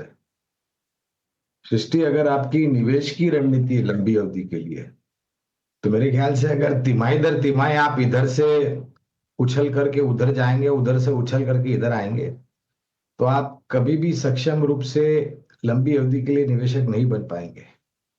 देखिए, वित्तीय वर्ष में 4 तिमाही होती है, और ये जरूरी नहीं है और ये उम्मीद रखना भी मेरे ख्याल से अनिवार्य नहीं है कि आपको हर तिमाही में कंपनियां 15-20% का इजाफा अपने जो आय है उसको लेकर के दे, या फिर 10-15% मुनाफा जो शुद्ध मुनाफा है प्रतिशत मुनाफे में दिखाई दे, या फिर अपने जो मार्जिन है उसको 12-15% से निरंतर तिमाही दर तिमाही सुधारे। एकाध तिमाही में किसी भी क्षेत्र की कंपनी में परिस्थिति के अनुसार कुछ कमजोरियां आती हैं, और वो मेरे ख्याल से आपको स्वीकार करना चाहिए, उससे लड़ना नहीं चाहिए। आपको ये देखना है कि जिस क्षेत्र से जुड़ी हुई कंपनियों में आपका निवेश है उसका भविष्य आने वाले समय में कैसा है और किस प्रकार का योगदान बैलेंस शीट पर आ सकता है। जहां तक रहा एशियन पेंट का सवाल, तो मेरे ख्याल से ये एक प्राथमिक पेंट क्षेत्र की कंपनी है जो काफी लंबे समय से हमारी खरीदारी की सूची पर रही थी, है और भविष्य में भी रहेगी। मुझे दिक्कत ये है कि ये जो बड़े बड़े लक्ष्यांक को लेकर के जो टिप्पणियां आती हैं वो मेरे ख्याल से आम निवेशक को घबरा देती हैं, थोड़ा भय पैदा कर देती है। ऐसा मेरे ख्याल से नहीं होना चाहिए। मेरा मानना है कि अगर आपका निवेश साल, 1.5 साल, 2 साल के लिए है, पहले तो पेंट क्षेत्र, pipes, fitting, sanitary ware companies, vitrified ceramic tile companies, ये सब बहुत ही करीब से जुड़े हुए रियल एस्टेट सेक्टर के, और रियल एस्टेट सेक्टर इनके साथ बहुत करीब से जुड़ा हुआ है। अगर रियल एस्टेट सेक्टर अच्छा करेगा सृष्टि, तो मेरे ख्याल से ये सभी कंपनियां अच्छी करेगी। पेंटिंग या फिर हाउस डेकोर निरंतर हम करते रहते हैं, और रंग रोगान भी हमारे घर में करते हैं, खास करके दिवाली के आसपास, तो ये एक रिपीट मार्केट हो जाता है। कहने का तात्पर्य ये है कि अगर मुझे कुछ एक चिंता जो है वो छोटी मध्यम अवधि के लिए थोड़ी बहुत चिंता का कारण लग रहा है, वो है कच्चे तेल के दाम, क्योंकि खाड़ी में जिस तरीके से परिस्थिति है, ज्यादातर कच्चे तेल में उतार चढ़ाव उसको लेकर के आता है, न कि ओपेक प्लस या फिर उत्पादन या फिर खपत को लेकर के आता है। लेकिन लंबी अवधि का निवेश है तो बने रहे। आपने बात करी प्रतिस्पर्धा की, तो ये आप और हम जैसे उपभोक्ताओं के लिए बहुत अच्छी बात है, क्योंकि वाजिबी दाम पे अच्छे प्रोडक्ट हमें मिलेंगे। आपका इशारा मेरे ख्याल से वो ग्रासिम का जो ओपस पेंट बाजार में उतरा है उसको लेकर के था। लेकिन ये क्षेत्र इतना बड़ा है सृष्टि कि सक्षम और मजबूत कंपनियों के लिए जगह बिल्कुल बन जाएगी। ऑल राइट, बहुत बहुत शुक्रिया गौरांग जी अपना टेक देने के लिए। तो एशियन पेंट्स लंबे समय के जो इन्वेस्टर्स हैं अभी भी जो है मौके हैं उनके लिए, साथ ही जो लॉन्ग टर्म इन्वेस्टर्स हैं उनको बने रहने की सलाह ज़रूर है। कंपटीशन ज़रूर बढ़ रहा है बट उसके सामने अपॉर्चुनिटी साइज़ भी उतनी ही बड़ी है, तो इसको भी आप ध्यान में ज़रूर रखिए। पर आज नतीजों के लिहाज से डिवीज़ लैब भी फोकस में रहेगा। नतीजे तो अनुमान से अच्छे आए ही, और साथ ही मैनेजमेंट की कमेंट्री पर भी कई सारे एनालिस्ट लोगों का भरोसा रहा। कई सारे आप ब्रोकरेज रिपोर्ट्स देखेंगे तो वहाँ पे टारगेट प्राइस भी बढ़ाए गए हैं।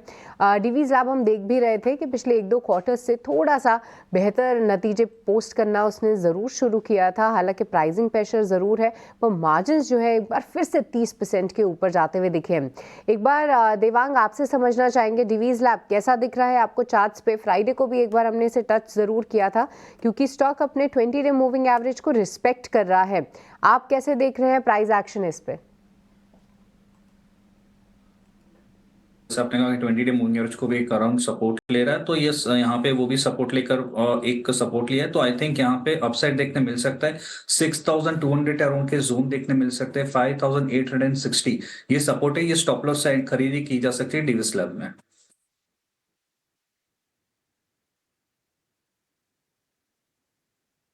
ठीक है, तो अभी भी 90 अंकों की गिरावट आपको गिफ्ट निफ्टी पे दिख रही है। अगर आप इतनी ही गिरावट मान के हुए चलें तब भी आपके पास 24,000 का लेवल है बचाने के लिए। एक और मेहमान मेरे को स्क्रीन पे दिख रहे हैं, राहुल घोष, उनसे ज़रा करते हैं बातचीत। राहुल सर नमस्ते, बहुत शुक्रिया, थैंक यू वेरी मच समय देने के लिए। ज़रा अपना आज के ट्रेडिंग कॉल्स बताएंगे, आपकी कॉल्स कौन सी हैं?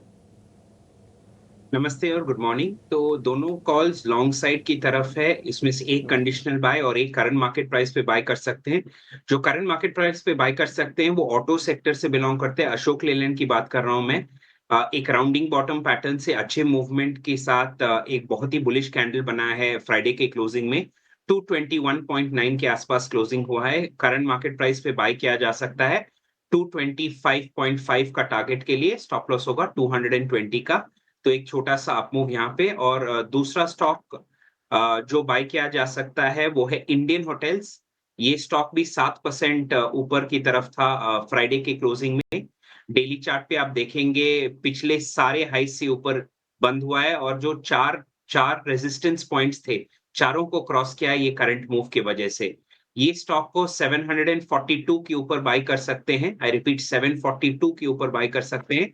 स्टॉप लॉस होगा 730 का और टारगेट यहाँ पे होगा 765 और 780 का। तो इंडियन होटल्स और दूसरा काउंटर होगा अशोक लेलैंड।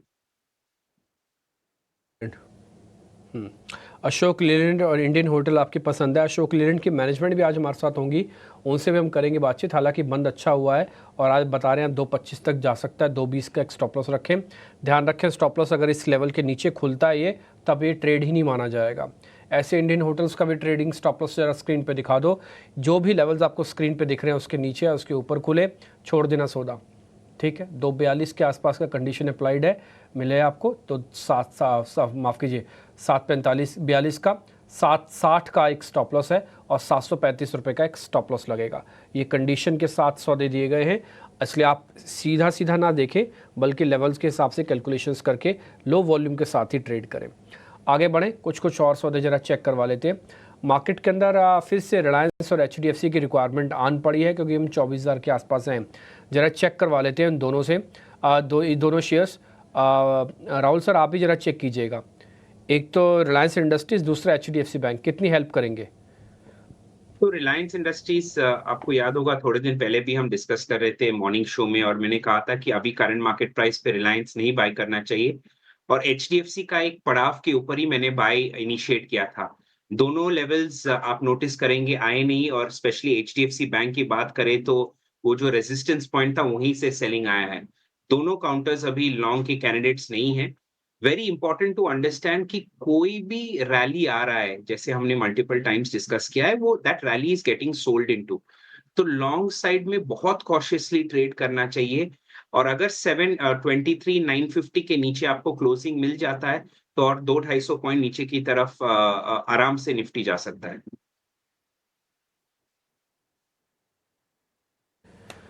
ठीक है, डन। अब एक और चीज़ है, थोड़ी देर पहले मेरे सहयोगी समीर दीक्षित ने आपके सामने एक खबर रखी थी कि सरकार चीनी के एक्सपोर्ट्स में कंडीशनली छूट दे सकती है सर्टेन अमाउंट की। दो वजह, पहला फेस्टिवल निपट गया, दूसरा इंटरेस्ट रेट काफ़ी अच्छे हैं, किसानों को बेनिफिट मिल जाएगा। ठीक, तो सारी चीज़ें कैलकुलेशन में अच्छी जा रही हैं और उन्होंने पहले भी कहा है कि मेरे पास बफर पड़ा हुआ है, कम से कम जो बफर है उसको भी एक्सपोर्ट करने की इजाज़त दे देंगे, तब भी हमारे लिए ठीक हो जाएगा। हमें क्यों आप बफर कभी नहीं देना चाहते? तो अगर ये मंजूरी मिल जाती है तो एक अच्छा पॉइंट हो सकता है। बलरामपुर चीनी, एक बार ज़रा स्क्रीन पे लेके आइए शेयर्स को और एक बार ज़रा चेक करवाते हैं। देवांग, आप इसको ज़रा चेक करेंगे बलरामपुर चीनी को, आज ट्रेड लेना है तो कैसे लें? की बात करें तो आई थिंक अभी भी एक रेजिस्टेंस के पास अराउंड 610 का एक रेजिस्टेंस फेस कर रहा है स्टॉक स्ट्रांगली। प्रीवियस एक सपोर्ट भी स्टॉक ने ब्रेक किया है, तो आई थिंक अभी फिलहाल इसको अवॉइड की सलाह रहेगी। अगर खरीदना ही है तो 610 के ऊपर का स्टॉक निकलता है, उसके बाद इसमें खरीदारी की सलाह रहेगी। ओके, ठीक है। काफ़ी सारे ट्रेड्स पे और भी रिपोर्ट्स आई हुई हैं, मैं एक बार ज़रा रिपोर्ट्स भी आपके सामने लेके आता हूँ, ज़रा दिखाइएगा, उस पर फिर हम बातचीत करते हैं। ये इंश्योरेंसेस कंपनीज़ की रिपोर्ट काफ़ी है और प्रीमियम्स के कलेक्शंस भी आए हैं।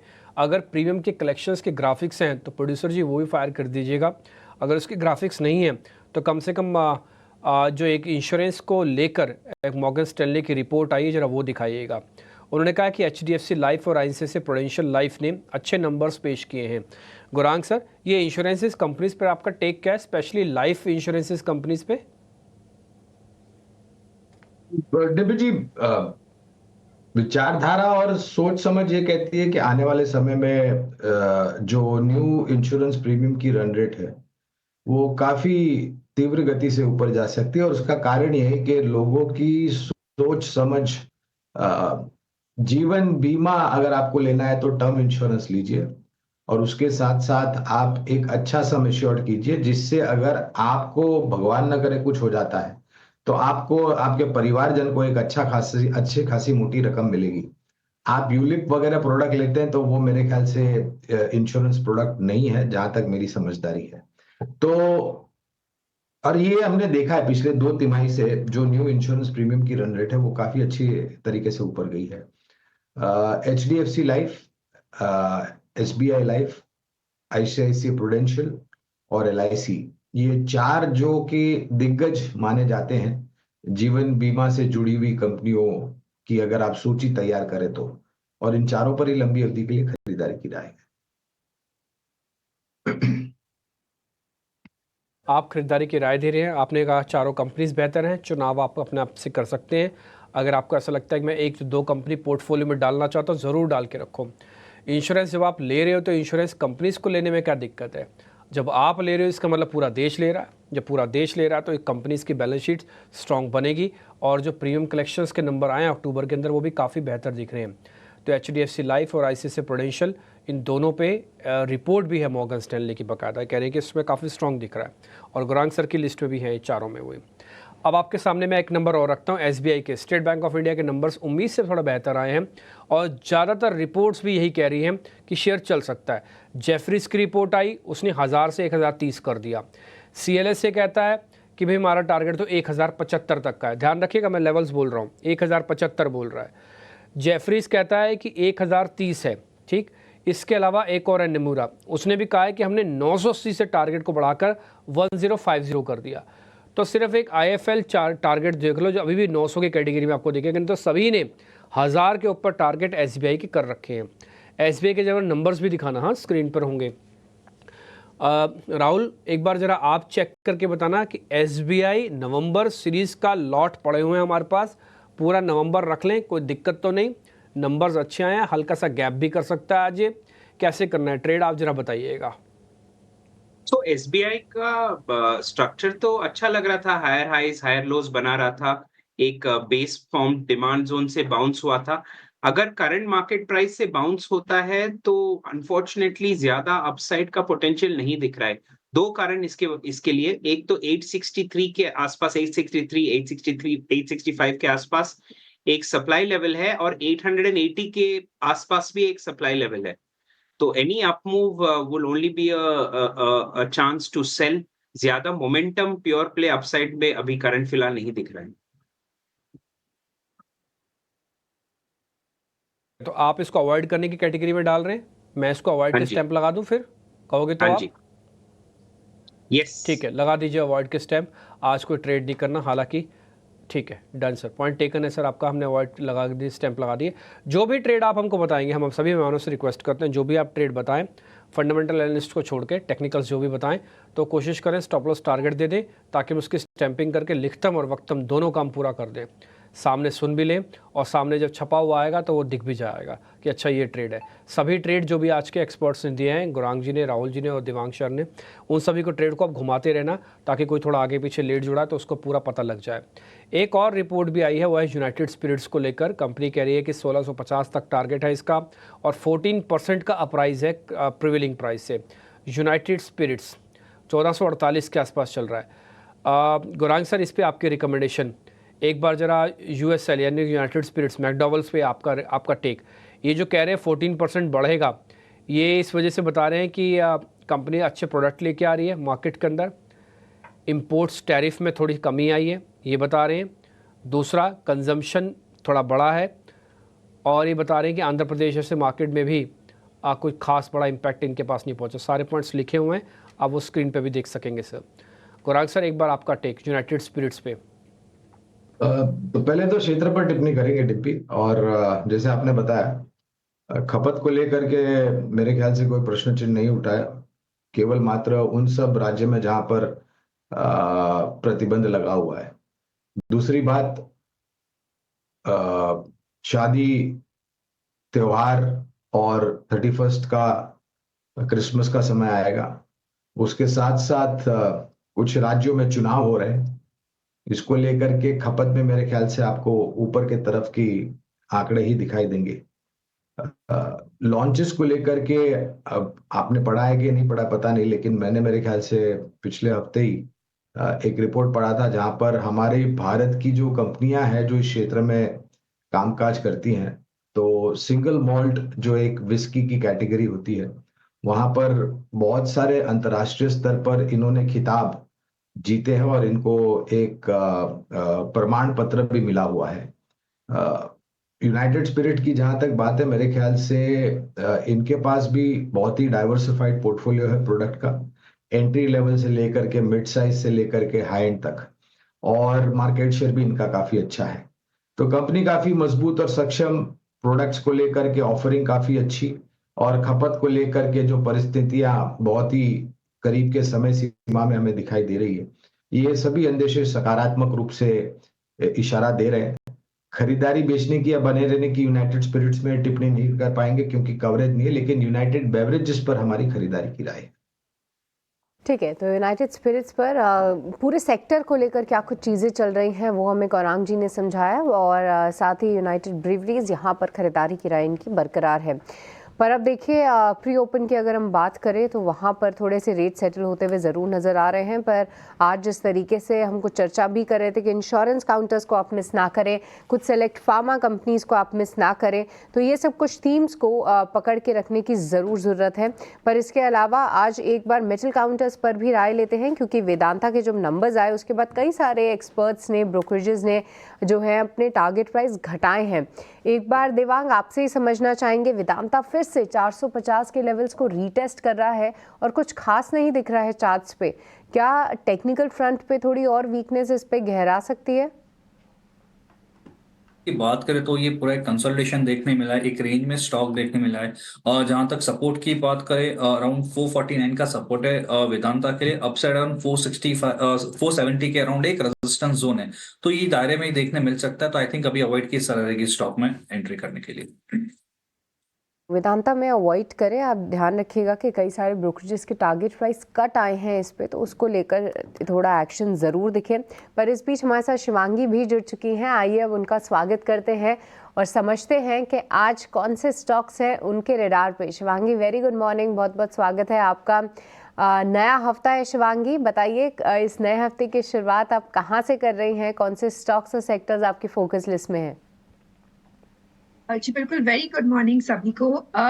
ट्रंकेटेड वीक है, पर हम देख रहे हैं कि कहीं ना कहीं एक सेटबैक वाला सीरीज खत्म हुआ है। जैसे जैसे हम नवंबर के टुवर्ड्स बढ़ रहे हैं, हम देख रहे हैं कि बाजार में थोड़ी बहुत स्ट्रेंथ देखने को मिल रही है, पर फॉलो अप मिसिंग होने के कारण वो वापस सिंक डाउन कर रहा है। कुछ ग्लोबल फैक्टर्स और कुछ अर्निंग्स जो पुअर रहे हैं, वो भी एक काफी इफेक्ट होते हुए दिख रहे हैं। तो ऐसे में मेरा यह मानना है कि स्ट्रॉन्गर काउंटर्स के साथ रहे, ताकि बाजार में जब पुल बैक मूव देखने को मिले तो ये काउंटर सबसे पहले चलना शुरू करे।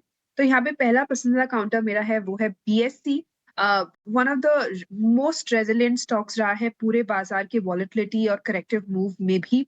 और कोई भी छोटे डिक्लाइंस में हम देख रहे हैं खरीदारी तकदीर होते हुए दिख रही है। 4 महीनों से कंसिस्टेंटली हायर लोज बनते जा रहा है और डेली फ्रेम में अपने 50 डेली एक्सपोनेंशियल मूविंग एवरेजेस को भी होल्ड करते हुए दिख रहा है यहाँ पे ये स्टॉक। पूरे स्पेस में ही एक अच्छी मोमेंटम बनी हुई है। जिस तरह से हम देख रहे हैं कि एक्शन बढ़ रहा है और डीमैट अकाउंट्स भी बढ़ रहे हैं, तो डेफिनेटली ये काउंटर रडार पे रखना है। 4900 के टारगेट्स के लिए इसमें खरीदारी की सलाह है, 4560 के एक स्टॉप के साथ। ओके, तो शिवांगी की तरफ से उनकी पहली call BSc limited platform category में बीएससी लिमिटेड की अगर बात करें, लगातार पिछले 2 हफ्तों से चर्चा का विषय बनता हुआ प्री ओपन में भले ही हम देख रहे हैं इस वक्त संभलने की कोशिश, लेकिन काफ़ी स्ट्रॉन्ग काउंटर 4800 के टारगेट्स को मद्देनजर रखते हुए 4560 का एक स्टॉप लॉस लगाकर बीएससी लिमिटेड में खरीदारी की राय शिवांगी की तरफ से। जैसे कि शिवांगी ने बताया, नए और ट्रंकेटेड हफ्ते की शुरुआत हो चुकी है। Friday holiday on account of Guru Nanak जयंती, और पिछले हफ्ते इवेंट्स थे जो कि मार्केट ने डाइजेस्ट किए। ये हफ्ता ट्रंकेटेड है, लेकिन इसके बाद आने वाला हफ्ता एक और बेहद इंपॉर्टेंट इवेंट है, महाराष्ट्र चुनाव जो कि सामने खड़े हैं और उसकी तैयारी पूरजोश में चल रही है। इस वीकेंड बीजेपी ने अपना मैनिफेस्टो यानी कि संकल्प पत्र जो है उसे भी घोषित कर दिया है। बाजार की अगर बात करें, प्री ओपन में उठापटक जो कि पिछले हफ्ते नजर आई, वहीं से इस वक्त भी अगर देखेंगे, क्योंकि विदेशी बाजार में एशियाई बाजार की शुरुआत कमजोरी के साथ होती दिखी। अमेरिकी बाजार ऑफ कोर्स फ्राइडे को अच्छा मोमेंटम दिखा रहे थे, लेकिन इस वक्त 24,000 के ही इर्द गिर्द करीब 87 अंकों की बिकवाली प्री ओपन में निफ्टी पर नजर आएगी। ऐसी ही कुछ तस्वीर आप देखेंगे सेंसेक्स में भी लाल निशान के साथ कामकाज। देखते हैं बाजार किन स्तरों पर खुलते हैं। लेकिन गौरांग जी, गुड मॉर्निंग। बाजार में जहां इतनी वॉलेटिलिटी है, जेफरीज इंडिया का भी एक नोट आया है जिस पर आपका आउटलुक जानना चाहेंगे, क्योंकि अपने कवरेज यूनिवर्स की 2/3 कंपनियां जो कि भारत को जहां ट्रैक करते हैं, जिन कंपनियों को, उसका अर्निंग्स एस्टिमेट जो है घटा दिया है। अर्निंग्स सिनेरियो हमने देखा काफ़ी मिक्स बैग कह सकते हैं इस बार तिमाही नतीजे, लेकिन साल 2020 के बाद स्टीपेस्ट डाउन ट्रेंड ये नजर आ रहा है। गुड मॉर्निंग, कैसे देखते हैं इस सेंटिमेंट को और इस ब्रोकरेज रिपोर्ट को आप? धन्यवाद मानसी, आपको भी प्रणाम और शुभ प्रभात हमारी तरफ से। देखिए, हमारी विचारधारा ये कहती है कि हाँ, ये बात में वास्तविकता में बिल्कुल दो राय नहीं है कि दूसरी तिमाही के नतीजे जो आए हैं और इस हफ्ते मेरे ख्याल से निर्णायक तरीके से पर्दा गिर जाएगा, खत्म हो जाएंगे दूसरी तिमाही के नतीजे, और फिर हम पूरा विश्लेषण करेंगे। लेकिन अब तक जो भी हमने देखा है, करीबन 75-80-85% कंपनियों के नतीजे देख लिए हैं। कमजोरी है, इसमें कोई दो राय नहीं है। लेकिन मैनेजमेंट की टिप्पणियां क्या बताती हैं आपको? मैं ये नहीं देखता कि कोई विदेशी संस्थागत निवेशक क्या कहता है, मैं ये देखता और सुनता हूं, पढ़ता हूं कि मैनेजमेंट की भविष्य को लेकर के क्या टिप्पणी। तो ऐसा कोई बड़ा कारण मानसी मुझे तो नहीं नजर आया या सुनाई दिया या दिखाई दिया या पढ़ाई दिया कि आपको बहुत ही बड़ा कदम उठाना चाहिए। अगर आपका निवेश सक्षम मजबूत कंपनी में, तो उसमें निवेश में से निकलने का प्रयास करें, ऐसा मैं बिल्कुल नहीं मानता। करेक्शन आया है, भविष्य हमें काफी सकारात्मक लग रहा है। मैनेजमेंट की टिप्पणियों को लेकर के ये भी बात सामने आ रही है कि तीसरी चौथी तिमाही में धीरे धीरे करके सुधार होगा और अगले नए वित्तीय वर्ष में अब 1 अप्रैल 2025 से हो सकता है कि ये सुधार की गति और आगे बढ़े। तो ये सब समीकरण मैं सामने रखता हूं, तो मैं तो ये कहूंगा कि आप कमजोरी का फायदा उठा करके आप अपना निवेश धीरे धीरे करके उन सब कंपनियों में बढ़ाइए जहां पर मैनेजमेंट अच्छी है, कामकाज दुरुस्त है, कुछ कारणों को लेकर के नकारात्मक आंकड़े आए हैं, और आने वाले भविष्य में मेरे ख्याल से आपको और भी स्थिरता होती हुई नजर आएगी। इस कन्विक्शन के लिए, और ऐसे कन्विक्शन की ही ज़रूरत होती है क्योंकि इस तरह के रिपोर्ट्स, इस तरह के डेटा जब सामने आ जाते हैं तो सवालिया निशान खड़ा हो जाता है। और भारतीय बाजार के लिए अंडरटोन जो कि पॉजिटिव है, ये लगातार हमारे व्यूवर्स को, इन्वेस्टर्स को जानना बेहद ज़रूरी है। तो ये करेक्शन वाले रिपोर्ट्स जो हैं भले ही इस वक्त मार्केट के सेंटिमेंट को देख कर आ रहे हैं, लेकिन भारतीय बाजार पर भरोसा जो है वो हमेशा के लिए कायम रखना है। चलिए आगे बढ़ते हैं और 9 बज गए हैं। 9 के नवरत्न शेयर्स की सूची लेकर शरद हमारे साथ जुड़ गए हैं, आइए उनसे समझते हैं। गुड मॉर्निंग शरद, बताइए। Good morning Mansi. सबसे पहले बात करते हैं एशियन पेंट्स के कमज़ोर दूसरे तिमाही के नतीजे देखने मिले हैं और ओवरऑल वॉल्यूम्स में भी जो है गिरावट आई है ऑलमोस्ट 0.5% की। वीक कंज्यूमर डिमांड रही है और जो मार्केट कंपटीशन है उसका भी इम्पैक्ट देखने मिल रहा है। स्टॉक में नेगेटिव रिएक्शन देखने मिल सकता है। टाटा मोटर्स की बात करें तो कमज़ोर दूसरे तिमाही के नतीजे आए हैं। मैनेजमेंट की कमेंट्री आई है कि कॉशियस रहेंगे नियर टर्म डोमेस्टिक डिमांड को लेके। हालांकि जेएलआर होलसेल्स में जो है आगे जाते हुए इम्प्रूवमेंट आ सकता है क्योंकि सप्लाई चैलेंजेस जो है इम्प्रूव की हैं। उत्कर्ष स्मॉल फाइनेंस बैंक की बात करें तो यहाँ पे भी कमज़ोर नतीजे आए हैं और उन्होंने गाइडेंस घटा दिया है। लोन बुक ग्रोथ को ले लीजिए, क्रेडिट कॉस्ट को ले लीजिए, आरओई सारे ही सेगमेंट्स में गाइडेंस इन्होंने घटा दिया है। आरती इंडस्ट्रीज़ के भी कमज़ोर नतीजे देखने मिले हैं और मार्जिन प्रेशर इसलिए आया है क्योंकि नई कैपेसिटीज़ चाइना में देखने मिल रही है तो स्टॉक के लिए नेगेटिव है। और उन्होंने अपनी कैपेक्स प्लान्स भी जो है लगभग 10% जो है FY25 के लिए जो है नंबर्स गिरा दिए हैं। डिविस लैब्स नतीजे स्ट्रॉन्ग आए हैं। प्रोडक्ट इंक्वायरीज़ में जो है अच्छी मूवमेंट आई है CS बिज़नेस में, और हालांकि प्राइसिंग प्रेशर जेनरिक बिज़नेस में ज़रूर इम्पैक्ट आया है। ओला इलेक्ट्रिक की बात करें तो largely inline set of numbers आया है। Revenue 40% year on year basis पे बढ़ा है और लॉसेज, एबिडा लॉस या ओवरऑल नॉर्मल लॉसेज जो है गिरावट आई है। HDFC लाइफ इंश्योरेंस की बात करें और ICICI प्रू लाइफ, इन दोनों ही कंपनी ने जो है प्राइवेट प्लेयर्स के जो नंबर्स जो है अक्टूबर के APE नंबर्स में स्ट्रेंथ देखने मिले हैं। और 8वां जो स्टॉक रहने वाला वो हमारा बलरामपुर चीनी मिल्स रहेगा। शुगर स्टॉक्स पे आज खासकर की फोकस रखिएगा। सूत्र बता रहे ET Now स्वदेश को कि गवर्नमेंट जो है इंडस्ट्री डिमांड को देखते हुए कुछ रिलैक्स कर सकती है शुगर एक्सपोर्ट्स के लिए, तो एक टाइप से सेंटिमेंटली पॉजिटिव न्यूज़ फ्लो है। आखिरी स्टॉक हमारा रहेगा बिग बोल्ड ब्रोकरेज। यहाँ पे यूनाइटेड स्पिरिट्स पे नज़र रखिएगा। गोल्डमैन सैक्स की रिपोर्ट आई है, इनिशिएट बाय किया है। टारगेट प्राइस है 1650 रुपये प्रति शेयर और यानी कि करंट लेवल से 14% का अपसाइड है और प्रीमियमाइजेशन पे बुलिश नज़रिया ब्रोकिंग हाउस का आ रहा है। बहुत शुक्रिया आपका नवरत्न शेयर्स की सूची हमें बताने के लिए। तो क्लियरली ये सारे के सारे स्टॉक्स हैं, कुछ सेक्टर्स हैं चीनी शेयरों पर, यानी कि शुगर स्टॉक्स पर भी बाजार खुलने के बाद किस तरह के सेंटिमेंट्स इस पर नजर रहेगी। महज 4 मिनट रह गए। SBI के काउंटर को एक बार पुल अप कर लेते हैं और शिवांगी एक बार SBI पर अपनी राय दीजिए क्योंकि अच्छे सेंटिमेंट्स SBI के अलावा अगर आप देखें मिड कैप प्लेयर्स में भी जो बैंक्स हैं वहाँ पर भी हमने पिछले हफ्ते जहाँ वॉलेटिलिटी थी अच्छा एक मोमेंटम देखा। सो जस्ट लाइक SBI जो कि लार्जर प्लेयर है, मिड कैप बैंकिंग प्लेयर्स कैसे नजर आ रहे हो वहाँ पर, कोई अगर पिक आपकी तरफ से? जी बिल्कुल मानसी, अगर हम पूरे बैंकिंग स्पेस में देखें तो एक अच्छी पुल बैक मूव, एक अच्छी स्ट्रेंथ यहाँ पे नजर आ रही है इन द फॉर्म कि ये गिरा नहीं है इतना as compare to the broader market. अब अगर हम PSU बैंक्स की स्पेसिफिकली बात करें, यहाँ पे सिलेक्टिव बाइंग हुई है। फोकस बैंकिंग स्टॉक्स में पिछले 2 सीरीज या 2 महीने से हमने देखा है कि हैवी वेट्स पे ही रहा है।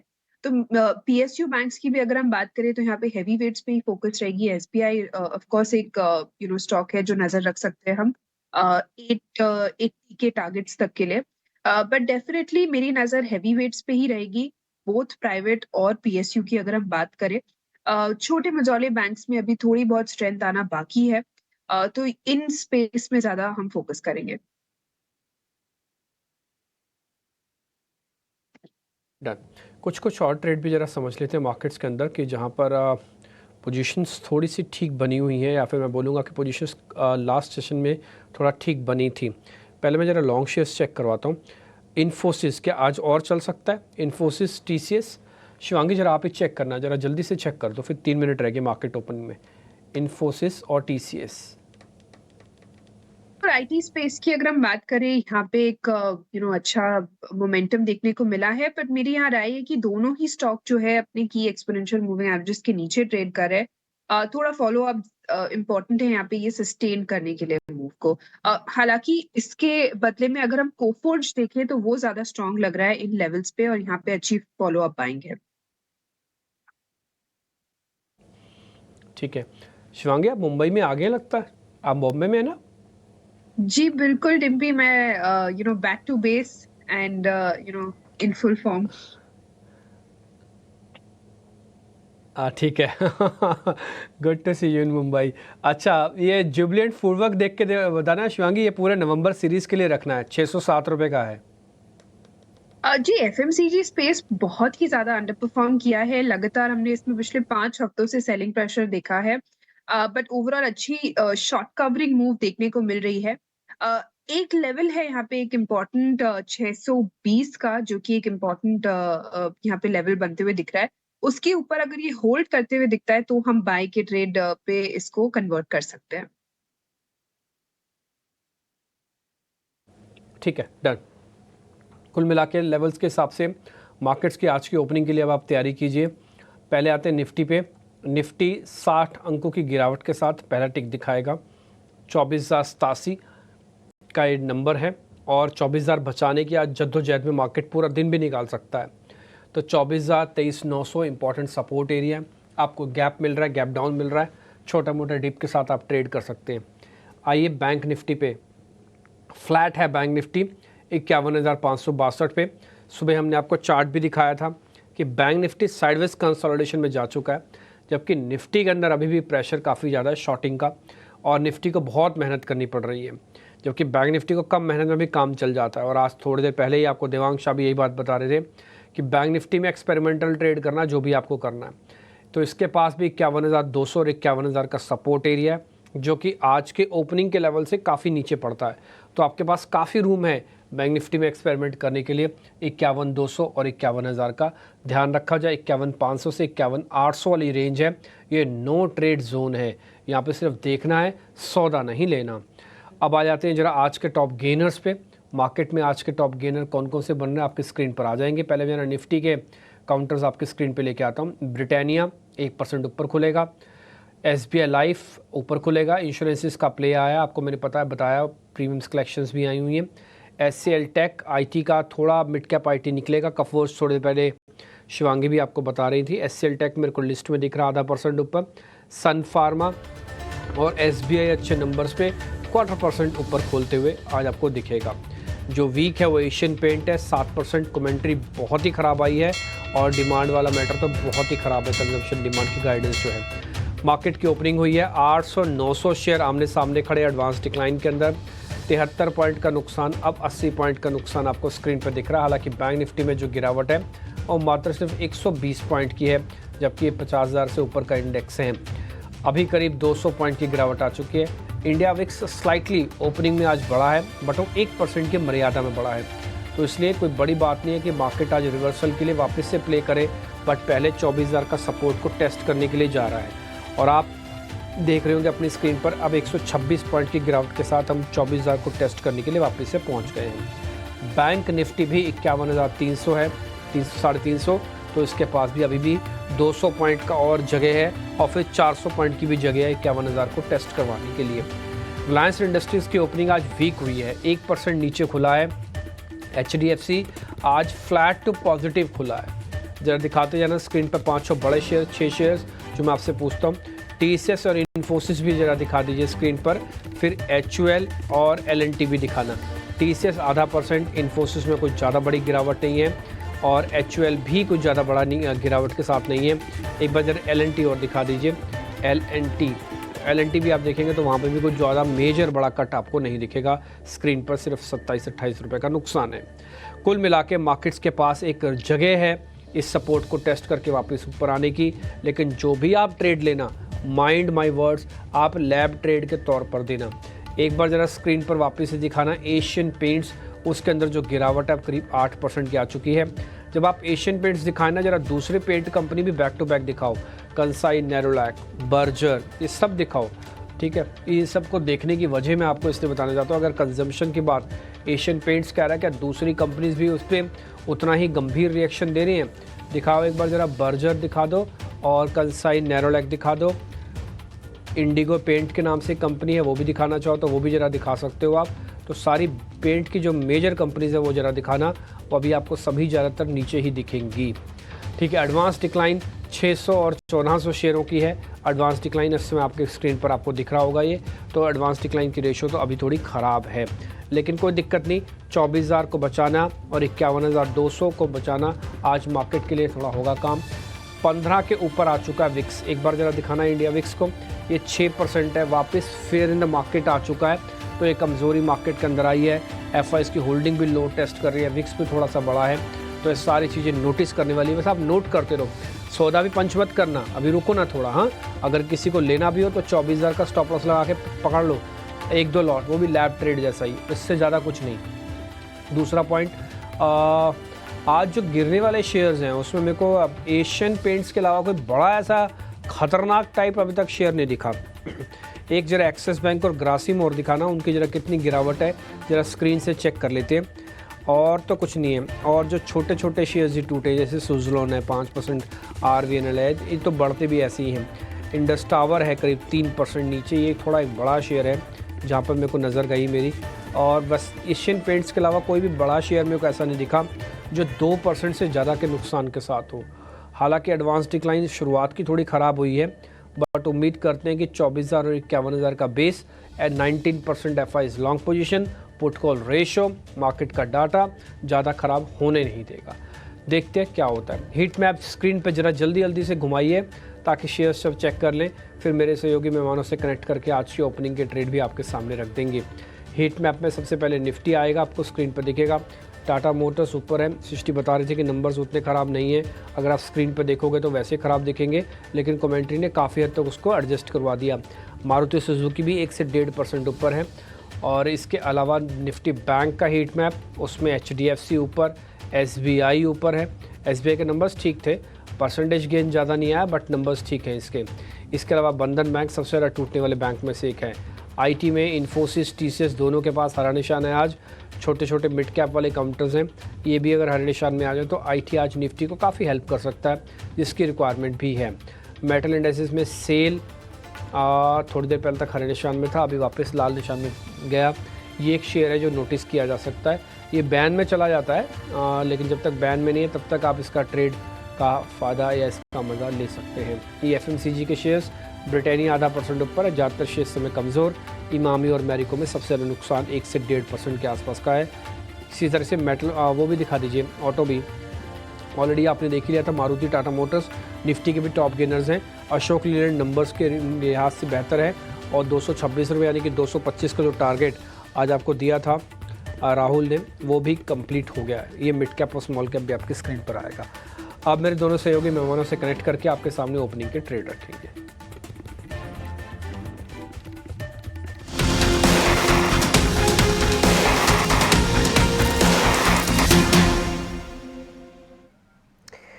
तो चलिए मार्केट खुलने के बाद हमारे एक्सपर्ट से उनके कॉल्स लेना शुरू कर देते हैं। और शिवांगी, सबसे पहले आपसे समझना चाहेंगे, खुलने के बाद कहां पर है आपकी नज़र?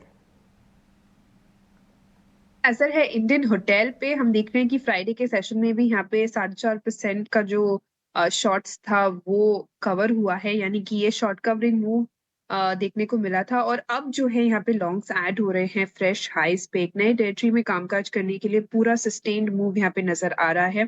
प्रीवियस एक हमने देखा था कि 725 का एक हर्डल था, वो स्टॉक ने काफी अच्छी तरह से स्मूथली सरपास करके होल्ड करते हुए नजर आ रहा है।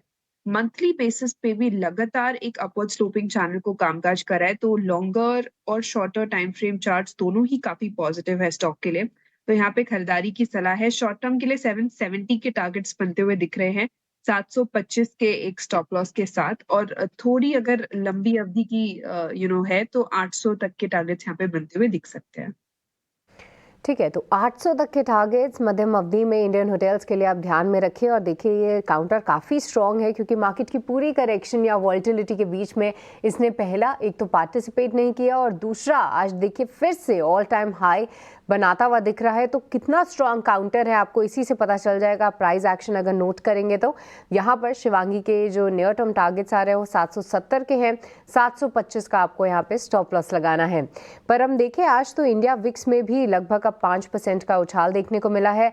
मार्केट्स वॉलेटाइल ज़रूर है क्योंकि निचले स्तरों से जिस तरीके का खुलने के बाद एक तेज़ी से ड्रॉप ज़रूर आया था, उतनी ही तेज़ी से थोड़ी बहुत रिकवरी के संकेत दिखा रहे हैं। निफ्टी 50 फिलहाल 50 अंकों की गिरावट दिखा रहे हैं। वहीं निफ्टी बैंक 1 पॉइंट पे 230-240 अंकों की भी गिरावट थी। एक ही कैंडल में लगभग 100 पॉइंट्स रिकवर करता हुआ वो है आपके लिए निफ्टी बैंक। यहाँ पर अभी जो है 150 पॉइंट की कमजोरी है।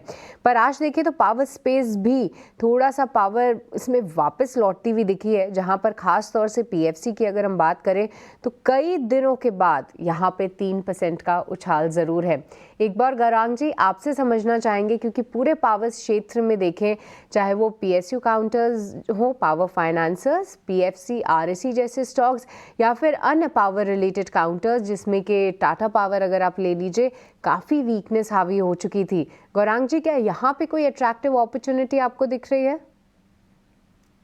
तो सृष्टि, थोड़ा समय दीजिएगा इस प्रश्न का उत्तर देने के लिए, क्योंकि अगर आप ऊर्जा उत्पादन की बात करते हैं तो उसके साथ साथ आपको ऊर्जा वितरीकरण और ऊर्जा उपकरण के क्षेत्र भी ध्यान में रखना चाहिए, क्योंकि ये तीनों ही एक बहुत बड़ा ब्रह्मांड बनाते हैं जिसे हम ऊर्जा क्षेत्र कहते हैं।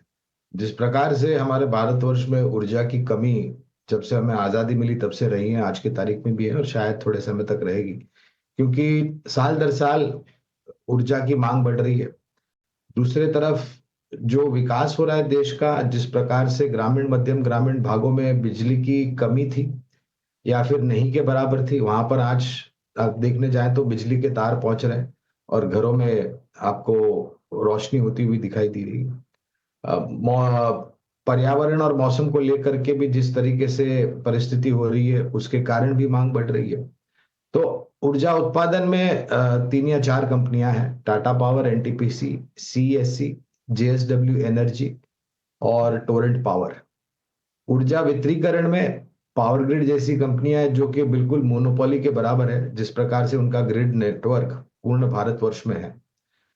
ऊर्जा उपकरण में अगर उदाहरण देना चाहूं तो केईसी इंटरनेशनल जैसी कंपनियां हैं जो चौतरफा कामकाज करती हैं। इनका बैलेंस शीट पर योगदान भी बहुत अच्छा आता है और उसके साथ साथ ट्रांसफॉर्मर्स बनाने वाली कंपनियां पर भी आपका ध्यान होना चाहिए। ऑलराइट, तो पूरे पावर स्पेस में से जितने भी वर्टिकल्स देखने को मिलते हैं जो कि इस पूरी पावर चेन को आप देखें तो एक तरीके से जोड़ कर रखते हैं, उनमें से टॉप बेट्स फिलहाल हमने गौरांग जी से समझी। पर इस बीच वॉलेटिलिटी बरकरार है। आज कई दिनों के बाद आप देखिए कुछ एक काउंटर्स स्पेशली फार्मा स्पेस से काफ़ी अच्छी तरीके से ऊपर आ रहे हैं, जिसमें हमने डीवीज लैब एक तो आपके लिए हाईलाइट किया ही था। उसमें स्टॉक प्राइस मूवमेंट इतना इंटरेस्टिंग फिलहाल नहीं दिख रहा है, पर बायोकॉन को लेकर एक पॉजिटिव खबर ज़रूर आई है। इनके one of the key plans को यूएसएफडीए से VAI मिला है, 4.5% की तेज़ी है। शिवांगी, एक बार इस पे आपसे चार्ट चेक लेना चाहेंगे। बायोकॉन कैसा दिख रहा है चार्ट्स पे? 4.5% की तेज़ी पर क्या अभी भी कोई मौके दिख रहे हैं आपको? जी बिल्कुल, अच्छी यहाँ पे एक पुल बैक मूव देखने को मिल रही है। वीकली बेसिस पे यहाँ पे नेगेशन हुआ है लोअर टॉप्स लोअर बॉटम का, और यहाँ पे एक अच्छी खासी हम देख रहे हैं कि Fairlie enough follow up buying भी देखने को मिल रही है। बट मोमेंटम हल्का सा स्लो है काउंटर में। मैं नहीं कहूंगी कि नहीं है, बट स्लो है, तो डेफिनेटली थोड़ा पेशेंस लगेगा। बट 350 तक के लिए जगह बनते हुए दिख रही है स्टॉक में, और 325 के एक सपोर्ट को हम ध्यान रखें। तो चलिए, फार्मा प्लेयर्स पर भी नज़र हैं और फार्मा हेल्थ केयर डायग्नोस्टिक में ऑफकोर्स नज़र होनी चाहिए, क्योंकि नतीजों के ठीक बाद हम देख रहे हैं वहाँ पर एक मोमेंटम। डिविज लैब के नंबर्स अच्छे रहे लेकिन वहाँ कोई पॉजिटिव मोमेंटम नहीं लिखा, लेकिन औरोबिंदु फार्मा पर नज़र ज़रूर रहनी चाहिए। अच्छी तेज़ी के बीच कामकाज करता हो और बायोकॉन के स्टॉक प्राइस में भी मजबूती के साथ ट्रेड। शिवांगी की तरफ से एक आउटलुक भी यहाँ पर बनता हुआ। बाजार में शुरुआती कमजोरी के बाद इस वक्त अगर आप देखेंगे तो एक रिकवरी अटेम्प्ट की कोशिश हो रही है। इंडेक्सेस को आप टीवी स्क्रीन पर लेकर आए। मिड कैप में करीब 100 अंकों की रिकवरी जहां से खुले थे वहां से नजर आ रही है। स्मॉल कैप में भी ऑलमोस्ट 100 पॉइंट्स की रिकवरी। निफ्टी, सेंसेक्स और बैंक निफ्टी में भी आप देखेंगे इनफैक्ट सेंसेक्स में करीब 300 अंकों की रिकवरी अटेम्प्ट होती हुई नजर आ रही है। बैंक निफ्टी 60-70 अंक रिकवर होता हुआ, वहीं निफ्टी में भी हम देखेंगे करीब 80 अंकों की रिकवरी के साथ इस वक्त कामकाज होता हुआ है। स्टॉक स्पेसिफिक मूव्स हैं, मिड कैप प्लेयर्स हैं जहां पर एक्शन नजर आएगा, और साथ ही जहां जहां नतीजे आ रहे हैं और न्यूज़ फ्लोज हैं उसका एक इम्पैक्ट। लेकिन आज जो नंबर्स आने वाले हैं वो स्टॉक्स पर भी एक फोकस होना चाहिए। ब्रिटानिया, हिंडाल्को और ओएनजीसी तीनों कंपनियों के निफ्टी कैटेगरी में आज नतीजे आते हुए दिखेंगे। स्टॉक प्राइस अगर देखेंगे, ब्रिटानिया से शुरुआत करते करीब 0.5% की तेजी। इनफैक्ट गौरांग जी आपसे ही जानना चाहेंगे, एफएमसीजी प्लेयर्स की अगर बात करें और डाइवर्सिफाइड एफएमसीजी में जैसे ही बात करते हैं, सबसे पहले आईटीसी का स्टॉक जो है वो ध्यान में आता है। स्टेबल परफॉर्मेंस तो नजर आई है। Of course recent market corrections में वॉलेटिलिटी स्टॉक में ज़रूर देखने को मिली है, लेकिन ब्रिटानिया के नंबर्स आ जाने वाले हैं। नतीजों से अनुमान ठीक ठाक है। आईटीसी जैसे कि हम देख रहे हैं एक एक्शन के साथ कामकाज या मोमेंटम जो है ऑन ए लॉन्ग टर्म हमेशा देखने को मिलता है। एफएमसीजी प्लेयर्स में ये तमाम स्टॉक्स या इसके अलावा भी कोई पिक अगर आपकी तरफ से हो? खपत एक बहुत बड़ी प्राथमिकता कारण होता है, न तो सिर्फ सरकार के लिए लेकिन हम और आप जैसे उपभोक्ता हैं उनके लिए भी।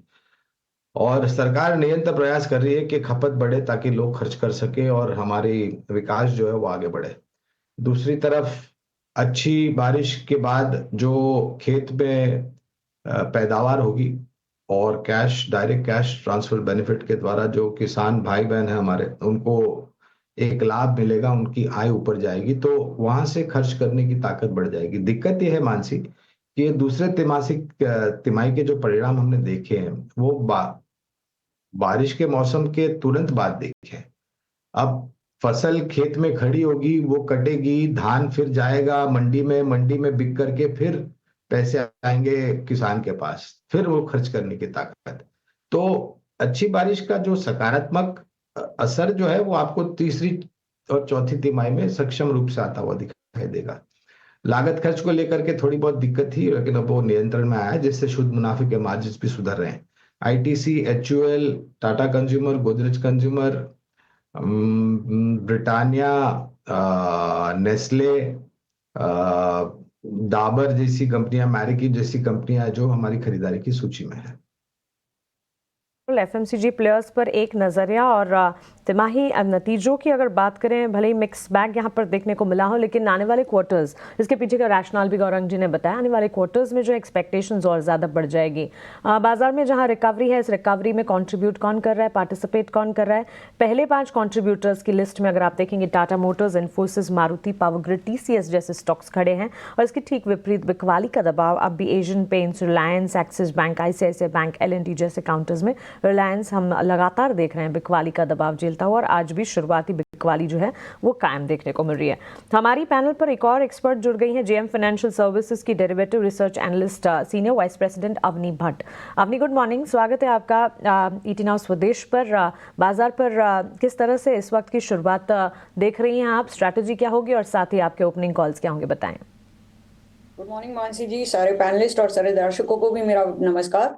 सो मार्केट ओवरऑल कंसोलिडेट कर रहा है। निफ्टी 23,800 से लेके ऊपर 24,500 इसी रेंज के अंदर मेरे हिसाब से ये कंसोलिडेट होगा, काफी कंसोलिडेट होगा। तो ऊपर के तरफ जब उछाल आता है तो वहां से हमें बिकवाली दिखेगी, और नीचे 23,800 एक क्रिटिकल प्राइस पॉइंट रहेगा कि जो अगर वो लेवल टूटता है तो फिर हमें नीचे एक अच्छी खासी बिकवाली देखने मिल सकती है 23,300 तक।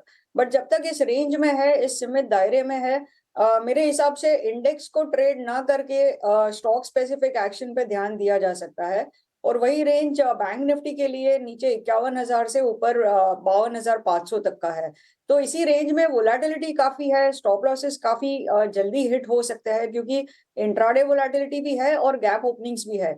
तो मेरे हिसाब से इंडेक्स को फिलहाल ट्रेड करने में अवॉइड करना चाहिए। किसी एक एक्सट्रीम एंड पे आता है तो वहां पे हम कॉन्ट्रा ट्रेड ले सकते हैं, जैसे नीचे 23,800 पे निफ्टी आती है या 51,000 के आसपास बैंक निफ्टी आती है, तो वहां पे हम खरीदारी कर सकते हैं। 1% का स्टॉप लॉस लगाना होगा, और ऊपर की तरफ जो टारगेट रहेगा वो 24,250 का रहेगा, और बैंक निफ्टी के लिए 52,000 का रहेगा।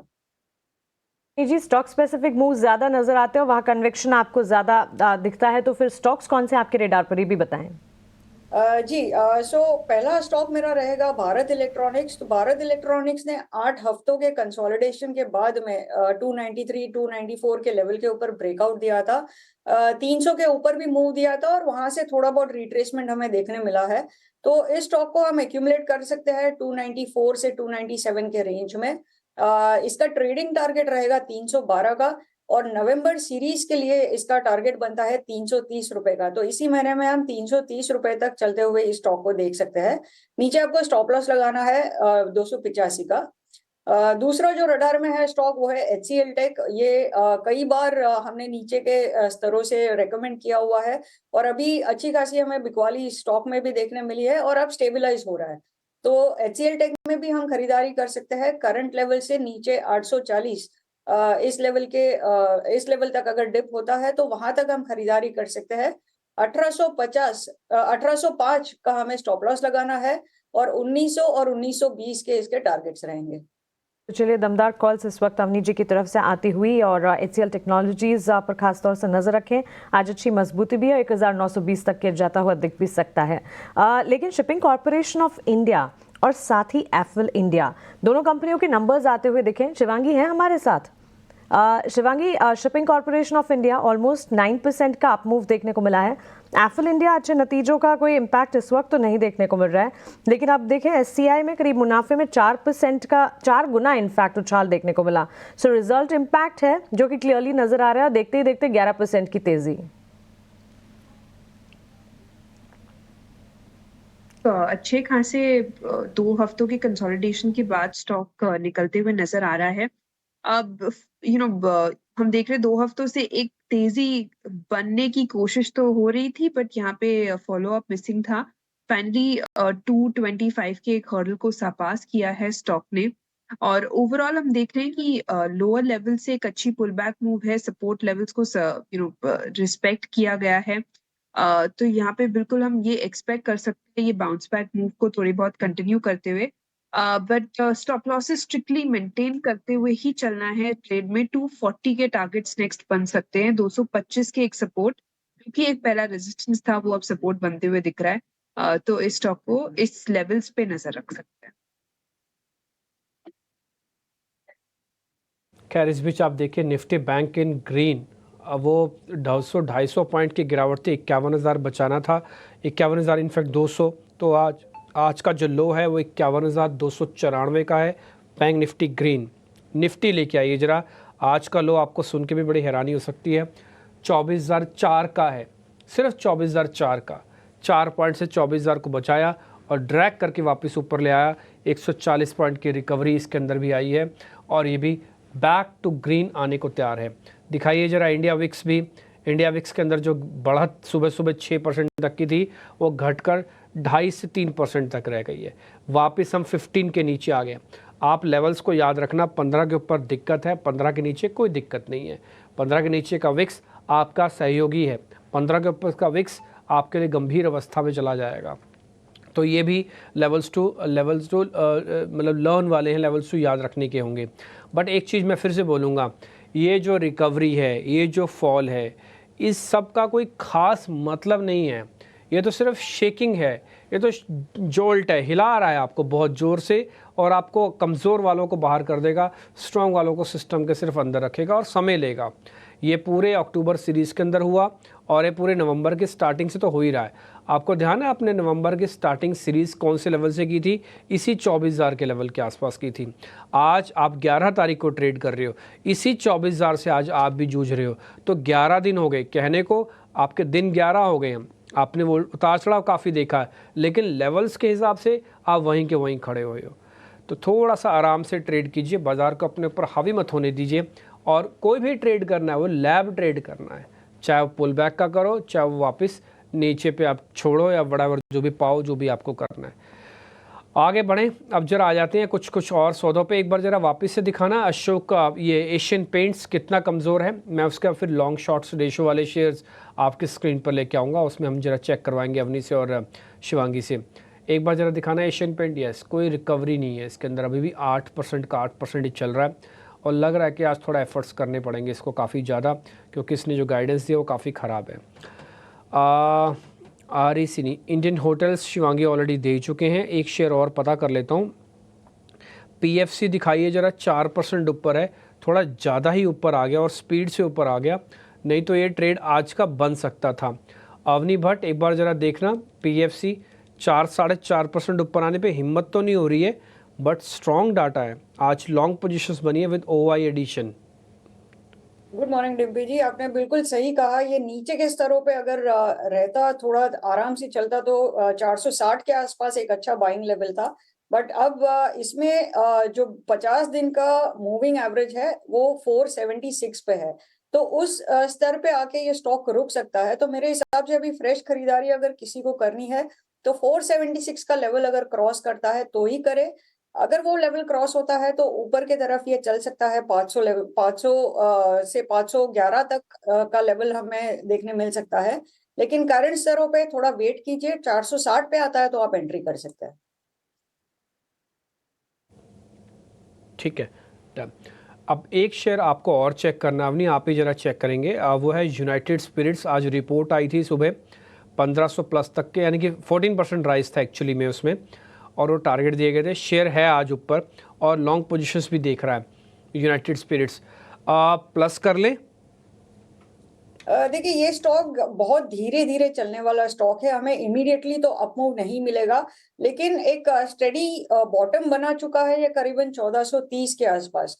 तो यहाँ पे हम बाई कर सकते हैं, शायद नीचे ना आए, लेकिन अगर थोड़ा बहुत रिट्रेसमेंट हमें और देखने मिल सकता है तो 1450 पे और ऐड करने के लिए हमें थोड़ी जगह रखनी चाहिए। तो इसको ट्रांचेस में बाय करेंगे करंट भाव पे और 1450 पे और ऐड करेंगे।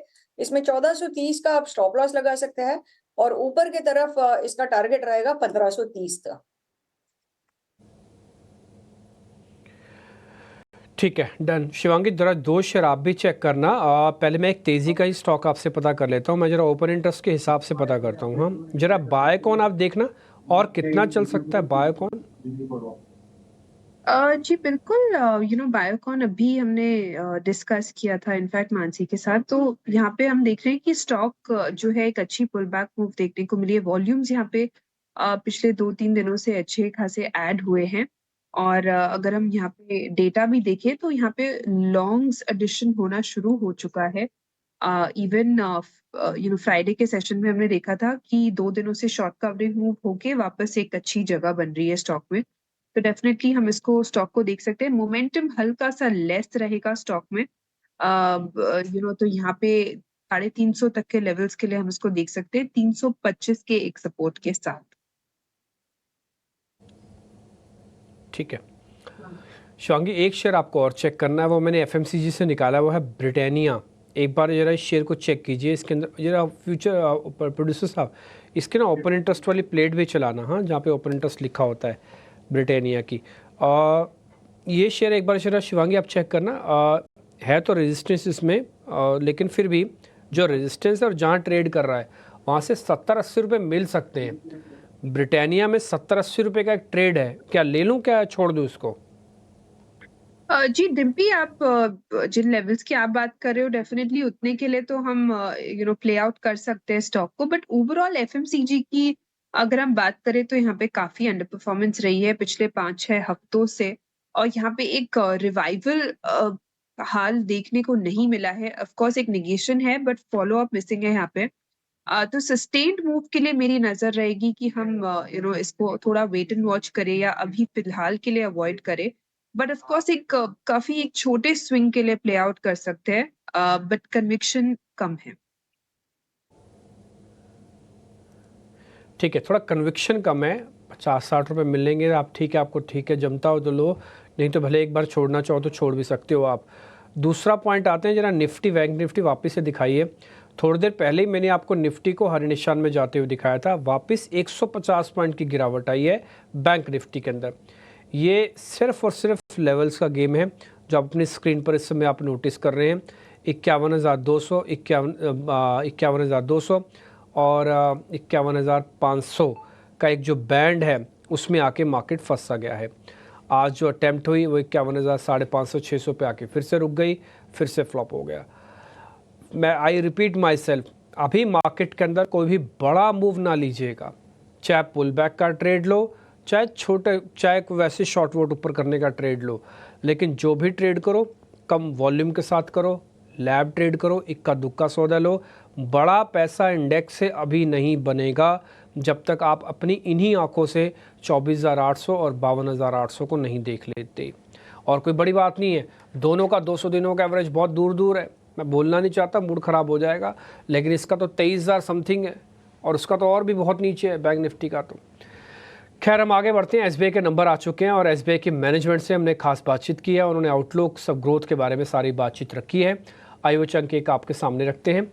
असेट क्वालिटी, ग्रोथ, बैंक के आगे की रणनीति क्या है, अंकुर मिश्रा ने बातचीत की है। धन्यवाद Ankur for having me on your show. ये जो प्रॉफिट का कंपोनेंट्स देखते हैं, ये सही है कि अदर इनकम डेफिनेटली हेल्प किया है to achieve this profitability level. Other income का 3 मेजर कंपोनेंट्स होते हैं generally. One is of course loan processing charges, दूसरा है ये जो ट्रेडिंग गेन्स और treasury gains what we call, and तीसरा ये रिटर्न ऑफ अकाउंट्स में जो रिकवरी होती है। We have had a robust recovery. Return of account में हमारा रिकवरी एफर्ट फ्रूटफुल रहा है, and we have a run rate of almost 2,300 crores this quarter, and we will hopefully continue that.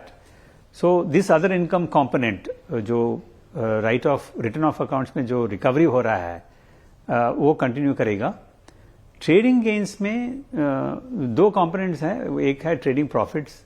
Trading profit is a function of yield movement, and we were able to take advantage of that yield movement. And दूसरा MTM gains. MTM gains also is a function of yield movement.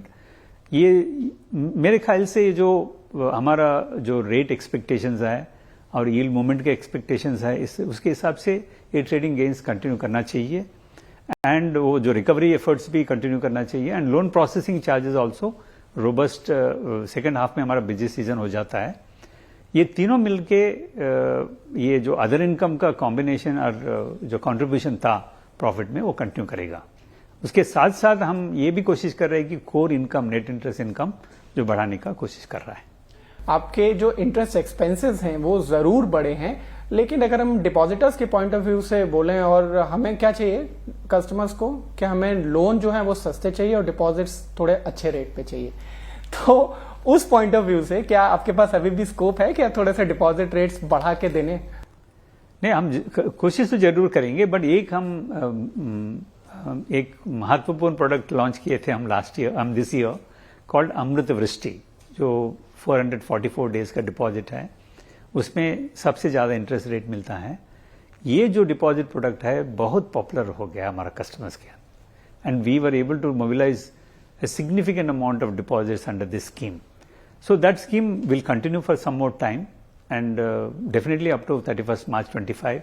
Whatever happens on the rate cut, वो जो rate देना चाहते हैं हमारे depositors को, हमारा 22,000 जो ब्रांचेस है उसमें जो 50 करोड़ का कस्टमर्स है उनको जो भी इंटरेस्ट रेट कंपेंसेशन देना चाहते हैं वो कंटिन्यू करना चाहते हैं। हम को देखें तो निचले स्तरों से एक अच्छी रिकवरी देखने को मिली है, क्योंकि निफ्टी और निफ्टी बैंक दोनों ही तेजी से ऊपर आ रहे हैं। और साथ ही अच्छी खबर ये भी है कि इंडिया विक्स थोड़ा सा कूल ऑफ जरूर हुआ है। जहां पे 5% की तेजी दिख रही थी एक पल पे, अब वो गिरते हुए लगभग 2.25% की ही तेजी आ चुकी है। और कई सारे आज ऑटो काउंटर्स, IT काउंटर्स पर नजर रखिए, क्योंकि शुरुआत में वहां पर मोमेंटम काफी स्ट्रांग आ रहा है। पर चलिए, ऐसे बाजार में कई सारे मौके ऑप्शन के जरिए भी मिलते हैं। आइए समझते हैं कि ऑप्शंस में क्या होनी चाहिए आपकी कमाई की रणनीति। ये जानेंगे हमारे अगले सेगमेंट ऑप्शंस के चैंपियन में।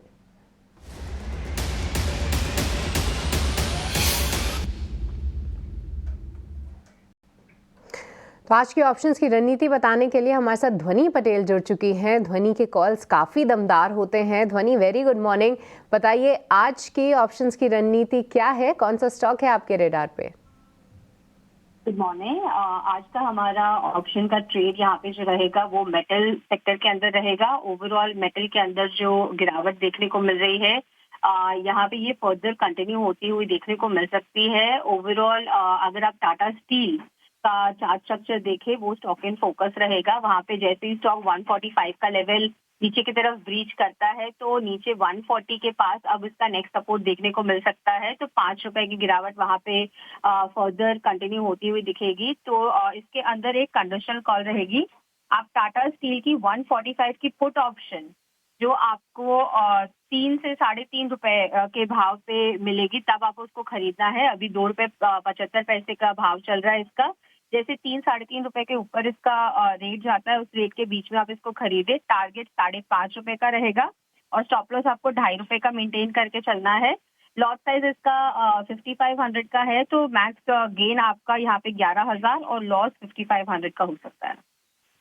ऑलराइट, बहुत बहुत शुक्रिया ध्वनि आज की हमें ऑप्शंस की रणनीति बताने के लिए। तो टाटा स्टील देखिए मेटल काउंटर्स में वीकनेस है, नतीजे पे कुछ खास सपोर्ट नहीं कर रहे हैं। ऐसे में टाटा स्टील आप पुट ऑप्शन के जरिए ट्रेड ज़रूर कर सकते हैं, पर ये भी ध्यान रखिएगा कि हालांकि स्टॉक प्राइस आपको 145 का ही दिखेगा उसके आसपास, पर इसका जो लॉट साइज है वो काफ़ी बड़ा होगा। तो ऐसे में अपने स्टॉप लॉसेस का ध्यान खास तौर से रखें। और हम आपको ये भी बता दें कि 10 में से 9 लोगों को F&O सेगमेंट में नुकसान ही होता है और ऑन एन एवरेज जो ये नुकसान है वो 50,000 रुपए का होता है। तो उसको ध्यान में आप ज़रूर रखें अगर आप ये ट्रेड ज़रूर ले रहे हैं तो।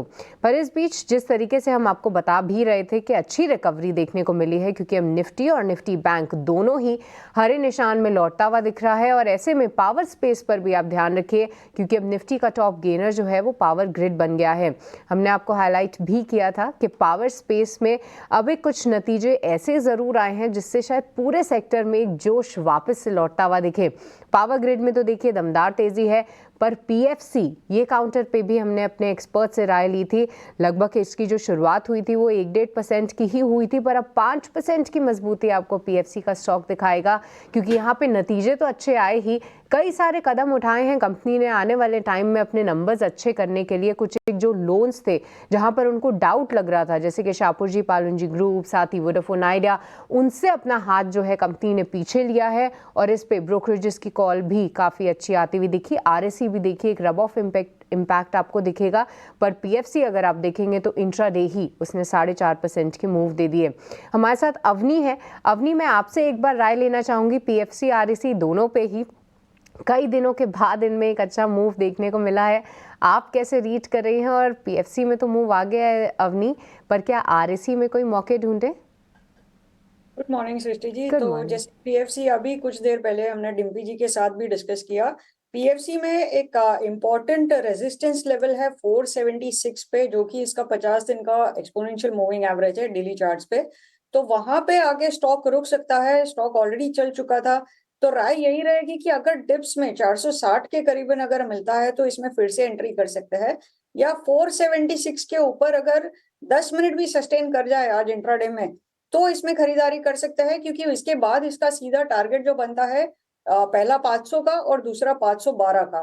तो 476 एक क्रूशियल लेवल रहेगा, जिसके ऊपर सस्टेन होता है तो ही इसमें खरीदारी करें, क्योंकि करंट लेवल पे काफी चल चुका है स्टॉक और वहां से बार बार हमें बिकवाली भी देखने मिली है पहले। आरईसी उसके कंपैरिजन में आई थिंक यहाँ पे अपॉर्चुनिटी बेटर है। आज का दिन का जो लो है 511, उससे बिल्कुल थोड़ा सा नीचे 510 पे स्टॉप लॉस रख के इसमें हम खरीदारी कर सकते हैं। ऊपर की तरफ इसमें जगह बनती है 555 तक, तो 555 के टारगेट के लिए हम यहाँ पे खरीदारी कर सकते हैं। 510 का आपका स्टॉप लॉस रहेगा। तो पीएफसी के लिए भी हमने लेवल्स जाने, और आरएसी यहाँ पर अगर आप मौके ढूंढ रहे हैं तो 510 का आपको स्टॉप लॉस लगाना है।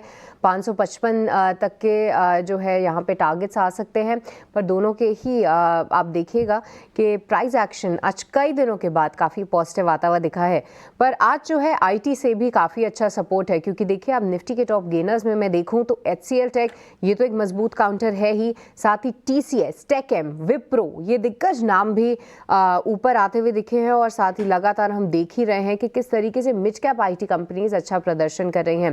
पर एक बार अवनी खास तौर से TCS पे अपना व्यू दीजिए, क्योंकि मैं देख पा रही हूँ कि पिछले 2 से 3 हफ्ते के हाइस पे है ये स्टॉक और निचले स्तरों से एक थोड़ी अच्छी बाउंस भी आया है। पर क्या आपको लगता है यहाँ पे बड़े टारगेट्स ध्यान में रखने चाहिए, या फिर अगर किसी ने नीचे से राइट किया है तो अभी थोड़ा सा ये स्टॉक रुक सकता है, थम सकता है और यहाँ पे एक बार के लिए निकलना चाहिए? जी श्रुति, मेरे हिसाब से गुरुवार का जो हाई था 4205 4206, इसके करीबन ये स्टॉक थोड़ा सा रुक सकता है, लेकिन ओवरऑल इसका बॉटम बन चुका है। तो अगर कोई भी डिप आता है तो इसमें खरीदारी करनी है। 4115 बहुत अच्छा लेवल रहेगा बाइंग के लिए। अभी जो इनिशियल मूवमेंट है, मार्केट ओपनिंग के बाद जो मूवमेंट है, ये शायद 4205 4206 लेवल पे रुक सकता है। तो यहाँ पे जिन्होंने नीचे के लेवल्स पे खरीदारी की है, यहाँ पे प्रॉफिट बुकिंग देख सकते हैं। थोड़ा बहुत प्रॉफिट बुक करके डिप में मिलता है तो फिर से खरीदारी कर सकते हैं। चलिए, टीसीएस पर भी हमने व्यू समझा कि थोड़ा सा अभी 20 रुपए का विंडो जो है अभी भी बरकरार है, पर कहीं ना कहीं प्रॉफिट बुकिंग आ सकती है। पर निचले स्तरों पे इस काउंटर को आप रेडार में ज़रूर रखिए।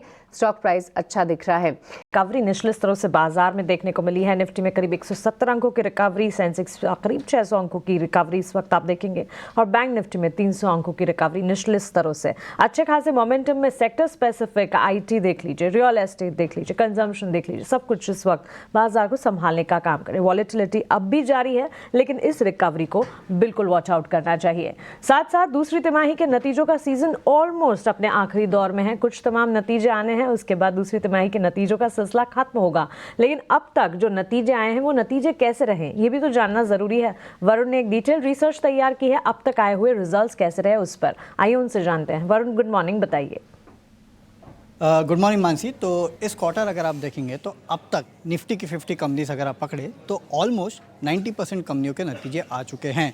यानी कि 50 में से करीब 44 कंपनियां ऐसी है जो अपने नतीजे घोषित कर चुकी है।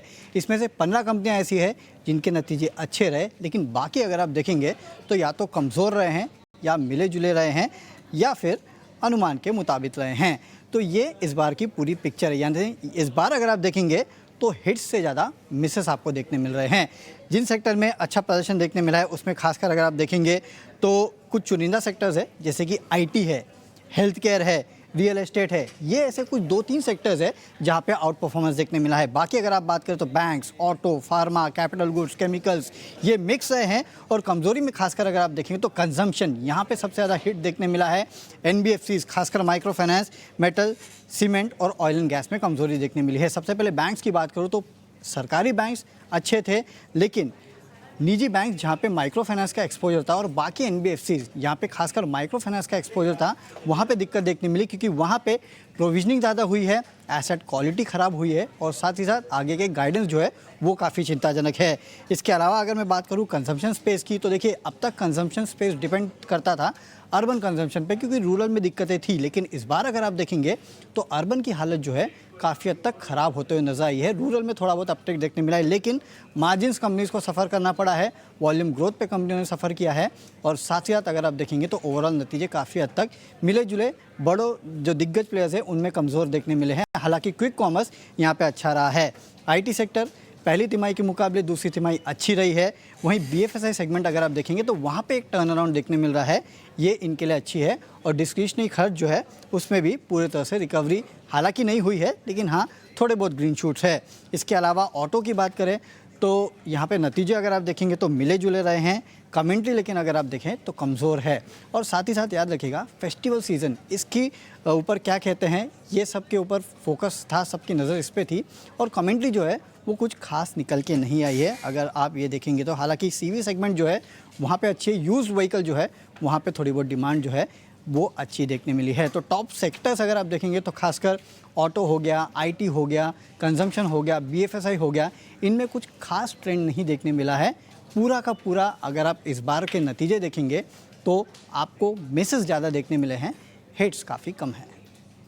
वरुण, बहुत शुक्रिया आपका ये डीप डाइव एनालिसिस और रिजल्ट सीजन कैसा रहा विस्तार से हमें बताने के लिए। तो मिस काफ़ी ज़्यादा है, हिट्स काफ़ी कम नज़र आ रहे हैं, और इस पर हमारी भी नज़र है। लगातार हम आपको ताज़ा रिसर्च कर सब बता रहे हैं कि क्या कहाँ पर आपकी नज़र होनी चाहिए। लेकिन